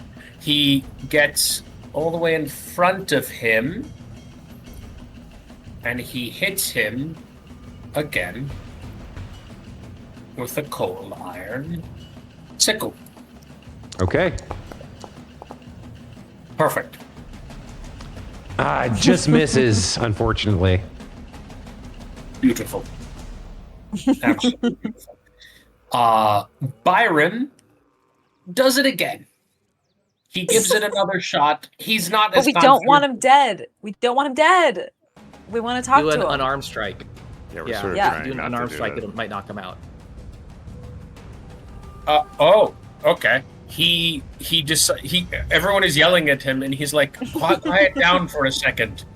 Why, yes, we need to keep him alive. And he hits him with an unarmed attack. Okay, I don't want to. Okay, well that misses. I don't want to role play your character, but what exactly? How exactly does Byron? What in his mind? What is the perfect way to attack someone without a weapon? He removes his glove, one finger at a time. He shows him the back of his hand, and he says, No. "This is a lesson my father taught me. Don't litter." And he swings his hand and just fucking whiffs. Just misses. I mean, can I do the unarmed strike again, or am I done? That was your third action. You moved, you sickled, and then you whiffed. Yeah, I fucked up. I whiff. Oh, like, it's embarrassing. I spin a little bit. It's bad. Joan, whose turn is up, hearing all of you scream about, keep it alive, drops the crossbow, sprints across the way here. Now, how much speed does she have? 25? Can she get there in 50? No, she can't. She can almost make it. All right, I think instead she sprints out here and she holds up she drops the crossbow and pulls out like the serving tray and kind of gets ready like a batter at bat with the serving tray, and she's like, "I'm ready for it if it comes my way, young man." And she will ready an action to smack it if it comes near her. That's all she can do. Hannah, you're up. I run toward it. I try to grapple it. Okay. Blood-eagling. Oh, there we go. Okay. That is That's a just 20 critical on the success. die. And with that, the creature is restrained by you. And it's I'm a gonna hug. say- And for all intents and purposes, it is a beautiful bear hug. And she kind of nuzzles the top of its scaly little head and says, "I got you, little guy or gal."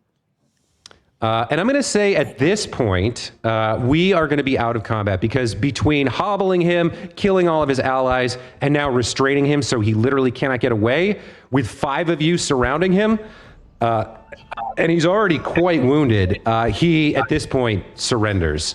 He's like, Fine. What do you want? Where's Modoku? Doku. You don't understand. I can't tell you that. He'll kill me. Well, we're We'll probably going to kill kill you. you if you don't say anything. Yeah. Okay. Yeah. I'd like Hannah to make an intimidation check, please. Hey, no problem. I got a big With a girl +2 circumstance bonus here because of how fucked he is right now. Love. Hard to see straight. Okay, 17. Yeah, when you say you're gonna kill him, he's like, All right. If I... Okay, listen. I don't have to stay in this town. I can... I'm getting some feedback from somebody. I'm yeah. hearing my own voice. Sal, do you have earplugs in? Will you, Somebody's mute your speakers are mic? coming through their mic. Oh, it might be me? Hold on. If we all mute, yeah, it's okay. It's Yeah, now I'm not hearing it it. was like it was mostly when. Okay. Did you mute, Amanda? I muted, so maybe it Okay, was so let me try again. coming. But it Sounds it good. seems to be gone I'm not hearing still, it. right? Yeah, it's gone. Yeah. Yeah, It's I'm not fine. gonna- Maybe it was a Oh, little. Al is muted though. Unmute so- yourself, Sal, and we'll see. And then Hello. Now Jordan, you we're talk. gonna see if there's feedback. Yeah, we'll try again. I don't hear anything. I think we fixed it. Okay, we're good. Okay, good. So this little creature here, which you've killed 3 of them, and their python. It's looking up at you, not with this like expression of like aggression and superiority, but instead it's like it's almost trying to do puppy eyes with its 6 eyes. It's like, Okay, listen. You don't have to kill me. I can tell you what I know, and then I can scamper into the forest and disappear. I'll never come back. I swear. You don't look like a big scamperer. I gotta be honest with you. I scamper. I scamper sometimes. I frolic. Okay. It's been known to happen. Let's see what you give us. Let's see what you give us, You and don't we'll fall. see if you scamper. All right. Okay. Fine. Listen. There's a west of downtown. There's an old tea house that I guess got ruined or something because there were no mortals there when we arrived. Lord Mo has made that his base of operations. That is where he is staying. Okay. That's what you wanted to know. So I've told you. The Leshy Tea House? The Leshy Tea House. No. I don't know what that is, but I don't think so. No. You would know, those of you who've lived in town for a couple of years. So actually, everybody except, I think, Tampoco would be familiar with the Cerulean Tea House. It was part of the second wave of the settlers when the lumber barons came in and opened all the lumber camps. Some other nobles from Shea were like, oh, well, we have to cater to these people. We have to provide them with like a salon with elegance and delicious food and high quality tea for them to spend all their gold on. And so the one of the places that sprang up was this place called the Cerulean Tea House. 2 years ago, when all of the lumber barons fled, when Longhua fell, the owner of this place stayed and tried to make it work, but she was ancient and she passed away shortly thereafter. And then, for whatever reason, nobody seems to have inherited it, or there's some sort of like legal dispute over who owns it now, and it's been shuttered for 2 years. So it sounds like this Lord Mo, whoever or whatever he is, has taken over the shuttered tea house just west of downtown. And according to this Vex kit, that is his new base of operation. So you've extracted a fairly valuable piece of information from it. Okay, sotto voce to the group, I say, Byron, do you have a closet we could secure him in? I don't trust this guy to not go and spread word of what we're doing here. Do I have a closet? Do I have 7? Yes, I have closets. I even have a... sorry, go for it. Well, Gian comes over and says, the mudroom is available. It has quite sturdy doors. And Yes, no other and we even- exits besides the one? No. You're looking to imprison this creature? Yes, ma'am. Thank you. Of course. Yes. Well, the mudroom should serve quite well. But did you have another idea, Byron? No? You know the residents as well as I. It's so good to see you. I'm so glad you're alive. That was quite masterful, quite impressive. You little fucker, how dare you come to the Takahata estate and make a ruckus. You're lucky they don't kill you and torture you. So, tea? Sandwiches? Excellent. I'm taking the rope out of my rucksack. I'm securing this Vexit. Yes. And with it restrained by your powerful, muscular, scaly arms, it is no problem. Juggernautted, right? Yeah. There is no problem tying it up. And it's like, Okay, but I told you what you asked, so like maybe not keep me away from her and her. What's with the women in this town? I don't get it. Don't mess with success. Wow. And then she throws this little sweetie over her shoulder and says, please, would you show us to the mudroom? Thank you so much for your hospitality. We appreciate it. okay. problematic. With that, let me see. I need to end the combat. The combat's over. You guys make your way inside Takahata Manor. Now, I have this map for the exterior for this battle. I do not have an interior for the house. So, Sal, as you make your way into the main foyer, off to the side is or rather, right at the entryway is the mudroom where people sort of take off their boots or clean them or whatever. There's a closet there, like a cloak storage room. It's just a small closet with a bar and hangers, but it's like the rest of the manor, quite sturdy, and there is a lock on the door. So you throw this Vex kit in there. There's no lights inside when you close the door, so it's locked in the darkness, tied up. You can be fairly certain that it's fairly secure. But Sal, tell us what the interior of the manor looks like. I have been waiting to do this for a long time. This is a manor built on generational wealth. This is a manor hewed from the spectre woods surrounding Willowshire. The massive trees are carved in place. This is a testament to the logging barons of the Takahata reign. You see massive logs like straddling the building. We see everything is made of wood, strong, dark wood. We see huge vaulted archways with light pouring in from the ceiling. The ceiling is fucking high. It's like 4 stories high, folks, all right? It's massive. And we walk through and every piece is different and carved in a different way, all in honor of the beautiful wood. There's statues, there's little chess tables, and other games that are in Pathfinder, and they're carved and hewn beautifully with little marble pieces as well. And Byron, this is normal to him.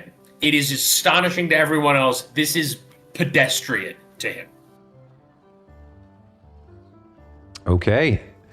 I will say, as you make your way inside, seated at one of the little chess tables, clutching a book in one hand and a dagger in the other, you see a young woman who you recognize as the guildmaster of the woodworkers here in town, a leader of industry, and a fairly attractive woman at that, in her early 30s, clutching the book and the dagger and kind of looking nervously at the front door. And as you make your way in, you see her kind of go, oh, I was so worried.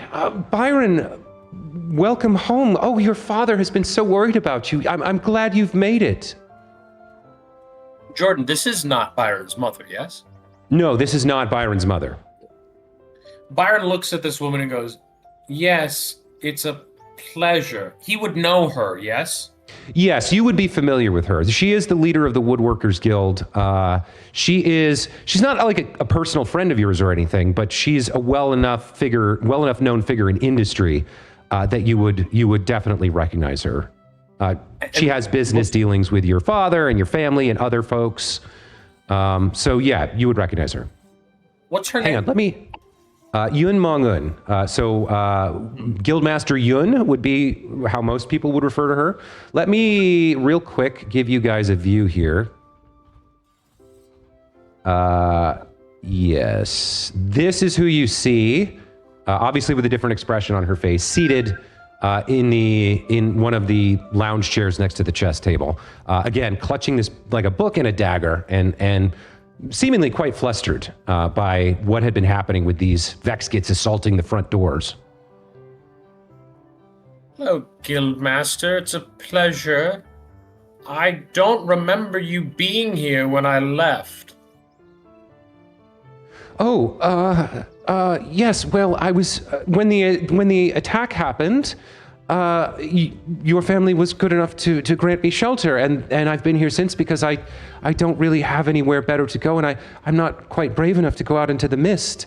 I mean, your home's construction is masterful, and it's much safer here, I think, than almost anywhere in Northridge.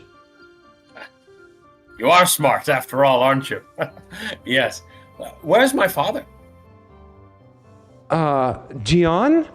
And she looks to Gian, and Gian turns and says, the master is in his study, I believe. You should maybe go visit him. He'll be surprised, but I suspect quite happy to see you. Yes, of course. Byron turns to the group. I'm kind of his favorite. He turns back to John, and he whispers, and can he whisper this without the others hearing? Sure. He whispers, what about my mother? Gian turns to you and, in a lower voice, replies, very worried, but stable. She's in the master bedroom on the second floor, as usual. All right, thank you. He turns back, before he turns, and he goes, remember, no fish sandwiches. It's not going to agree with me. And he turns back to the group. You all are about to witness the grandeur and the splendor and the generosity of the Takahata family. If you'll excuse me, I have a few words with my father. He's bound to get this settled once and for all, and once we speak, I'm sure that whatever is going on in town will be solved permanently and forever. Well, I'm very curious to meet this guy. Same. Yeah, well, I actually wasn't... I actually didn't imagine you all coming, but you know what? You can tell tales of my brilliance. Come along to my father's study. Okay. So Mand and Hannah are joining Byron. What about Tampoko? And Poco's like, but tea. There were sugar-crusted cookies. Sandwiches. Oh, I'll have those in just a moment. A moment? I mean, I guess he'll go along. He'll do what he'll follow along with them. Okay, so the four of you troop through the manor towards the master's study. It's at the back of the estate, and as you make your way in, you see, in all of his sort of sartorial splendor, Leopold Takahata. And he's manicured, he's wearing, he's fully outfitted for the day. His desk is well arranged. The papers, the documents are all spread out. But you do see he looks a little strained. You see there's a little bit of a pallor to his face. And as you open the door and step into the study, he kind of looks up, and there's a look of shock and then confoundment on his face. And he says, "Byron, what are you doing here?" Hello, Father. Your son is the chosen one. These are my companions. This is Hana-chan. You know her. She's the dirty-faced girl. There's Mand. He let a few murderers get out of the net. Byron, why have you brought these? Yes, it's good to meet you. I don't understand. Wait, this is the group you were sent into the forest with. That's exactly right, Father. And look what we've done. We've carved our way from the Spectre Woods all the way over here to rescue this town. He knows Hannah. She's too young. He probably looks at Mand. He's like, You've guided my son home through the monsters in the mist? Yeah, I sort of have, haven't I? Yeah. Well, no, don't, no. Byron, you're telling me that you That were is safe in the forest east of town, and you came back into the mist and the monsters instead of going to Karahai for reinforcements. You risked yourself to come home for jam and tea? No, Father, that's not. You have to understand. That's not what happened. We were in the woods, and there were these mists, and we needed to come back. That's part of the ritual. The Ritual, the superstition. All right, look, the other three of you, thank you for your aid. I need to speak to my son alone. Whoa, yeah, why don't we get some tea, Yeah. I guess? Hannah just turns tail and leaves the office immediately. Mand cannot resist going, good to meet you, Mr. Takahata. Quite a son you've got. He kind of like presses his lips together and gives you a nod. He looks at you, Byron, as your friends leave. And at this point, Tampoco, for your reference, a spread of egg sandwiches and sugar-crusted cookies, teas, and a bowl of like you know when you get the jar of herring, there's like chunks of cooked fish or pickled fish. There's like just a bowl of pickled fish there. It's all spread out in front of you, and even Mong-un is like, she's still calming down, but she's like, oh, this is good. Byron, to you, your father says, close the door. Byron quickly does it and turns back to his father. When are you going to think instead of acting? What do you think would happen to your mother if you had died in that mist? Do you think she could survive without you? Knowing you were bleeding and dead? I'm so sorry. I tried to get back here. I wanted to make sure that you were all right.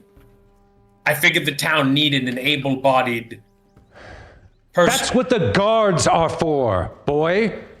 We don't risk ourselves. We don't go out and swing blades. We hire someone to do that. We think. Our mind is our tool. Our mind is our weapon. And you... Now that you're here, you will remain here. You will remain behind the safety of these walls until this issue is resolved. If you had made the smart play and gone for help in Karahai instead of leaving it to the incompetent bumblefuck guards we have here, this would have been resolved a few days from now. Now we'll have to wait weeks. But you are alive. Your poor decision-making has once again failed to hold any consequences for you, so you will stay and you will help me plan for what happens to this family after this calamity is done. Yes, sir. Yeah, I will. Good. Now, since you made the choice to gallivant around fighting monsters, presumably saved by your more competent allies, tell me what you've learned. What do you know about the situation? Well, I've learned that it's best to throw underhand. I'm sorry, that's not the most important lesson. I've learned that. Sorry, he maintains a poker face. I've learned that the manor is gone. I've learned that the statues have been walking away on their own. And these guards that we've depended on are not who they seem. Doppelgangers are amongst us. And they've been taking the place of the most important protectors of this town. And That's it's the very first possible valuable piece of information you've given me. Tell me more. It's very possible that they've been planning this attack for many weeks, if not months, and that it has something to do with this Modu Kwai, or Modu Q. I really don't know the name. They call him Mo. And that's something. They're searching for something in this town, and that we are looking for 2 more coins. We've already found one. And hopefully... Coins? Yes? What coins? You're looking for funds? No. They're these. We have enough funds, Takahata. There are these 2 other coins that are magical properties, and together we could perform a ritual that might remove this. I'm told it's a low-lying cloud. I don't believe that. That doesn't sound right to me. But it might remove the mists that are covering this town, and we might be able to get out from under this. Who told you this information? Oh, we've picked it up from Matsuki, from a number of different people. We've been picking up this superstition to me. Well, I thought it was as well, but Father, there's something afoot here that even in my book knowledge I have never learned before. All the tapping on the shoulder and the calling them nice names, it's been working. These rituals, maybe we've forgotten them because we no longer use them, but that doesn't mean they aren't there. Something is haunting this town, and it's going to take us over unless we solve it. And I believe, more than any of these guards, that these 3 companions that I'm with, for whatever reason, we have been chosen for this task. We're the only ones who have been able to defeat these creatures. And I believe that we can save Willowshore. But make a persuasion check and tell me what you get.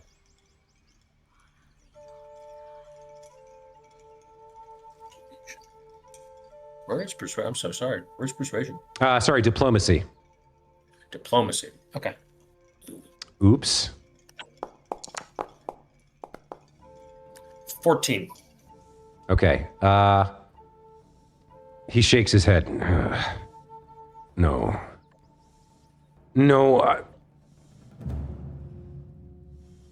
I don't...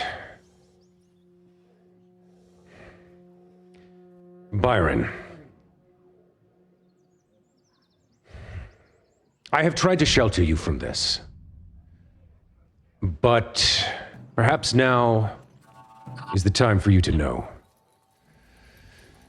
I have been struggling for the past 2 years. Ever since the lumber barons left. You know, a number of our businesses were shuttered. You know, without the flow of raw material. We can't produce goods. Our trade and merchant routes have dwindled. I have tried to maintain the lifestyle that you and your mother have become accustomed to, but our funds are almost dry.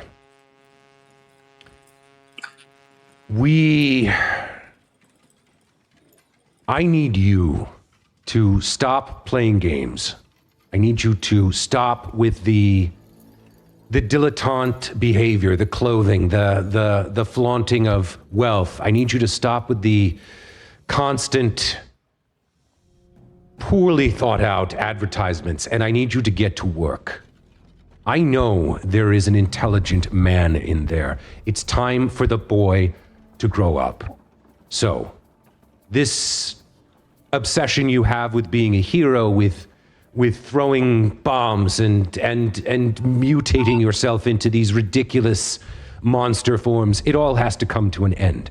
I need your help. Your mother needs your help. This family needs your help, and not as this childish game you've been playing. I need you to start a business. I need you to help with the existing businesses, to find out who this tragedy has put in a place where they need to make a contract with us, where we can help them and they can help us. I need you to be out there building and making things, not playing games anymore.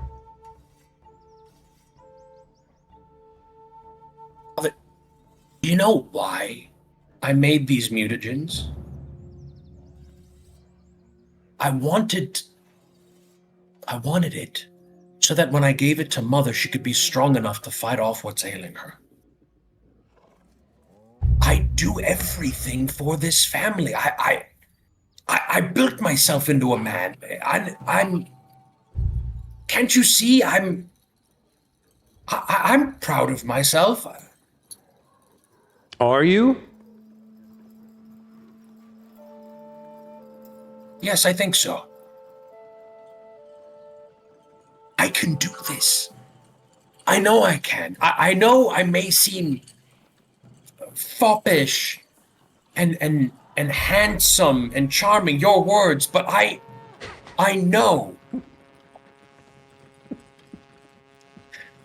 God damn it, Sal.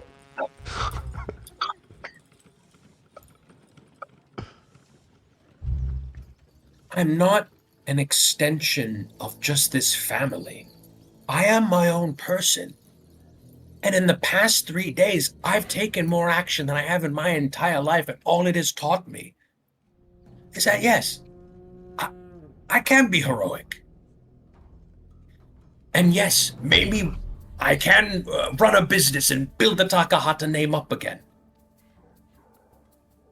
But I'm needed now. And I don't know why I was chosen. Quite frankly, the idea of sleeping outdoors didn't really appeal to me. But I'm here, and I am a man. Look at me. Soot. I believe that if you give me this chance, I will become the man you want me to be. How does that sound? Make another diplomacy check with a +4 circumstance bonus.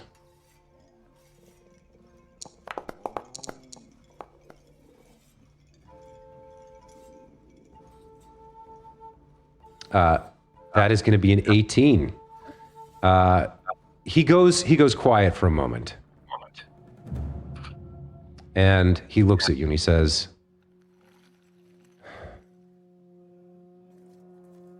"A man must make himself.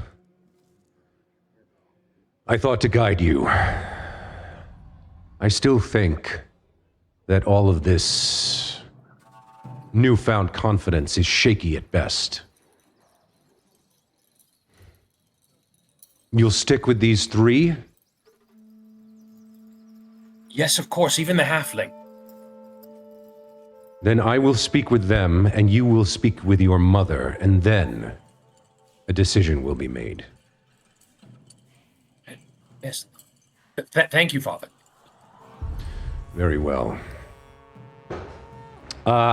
with that, he stands and strides to the door, opens it, and heads out to join the rest of you in the parlor. And perhaps that's a good moment to. What do you guys think? That feels like a good moment to Feels take, like yeah. It feels the- good. right? A moment of Beautiful. Solid dramatic, yeah.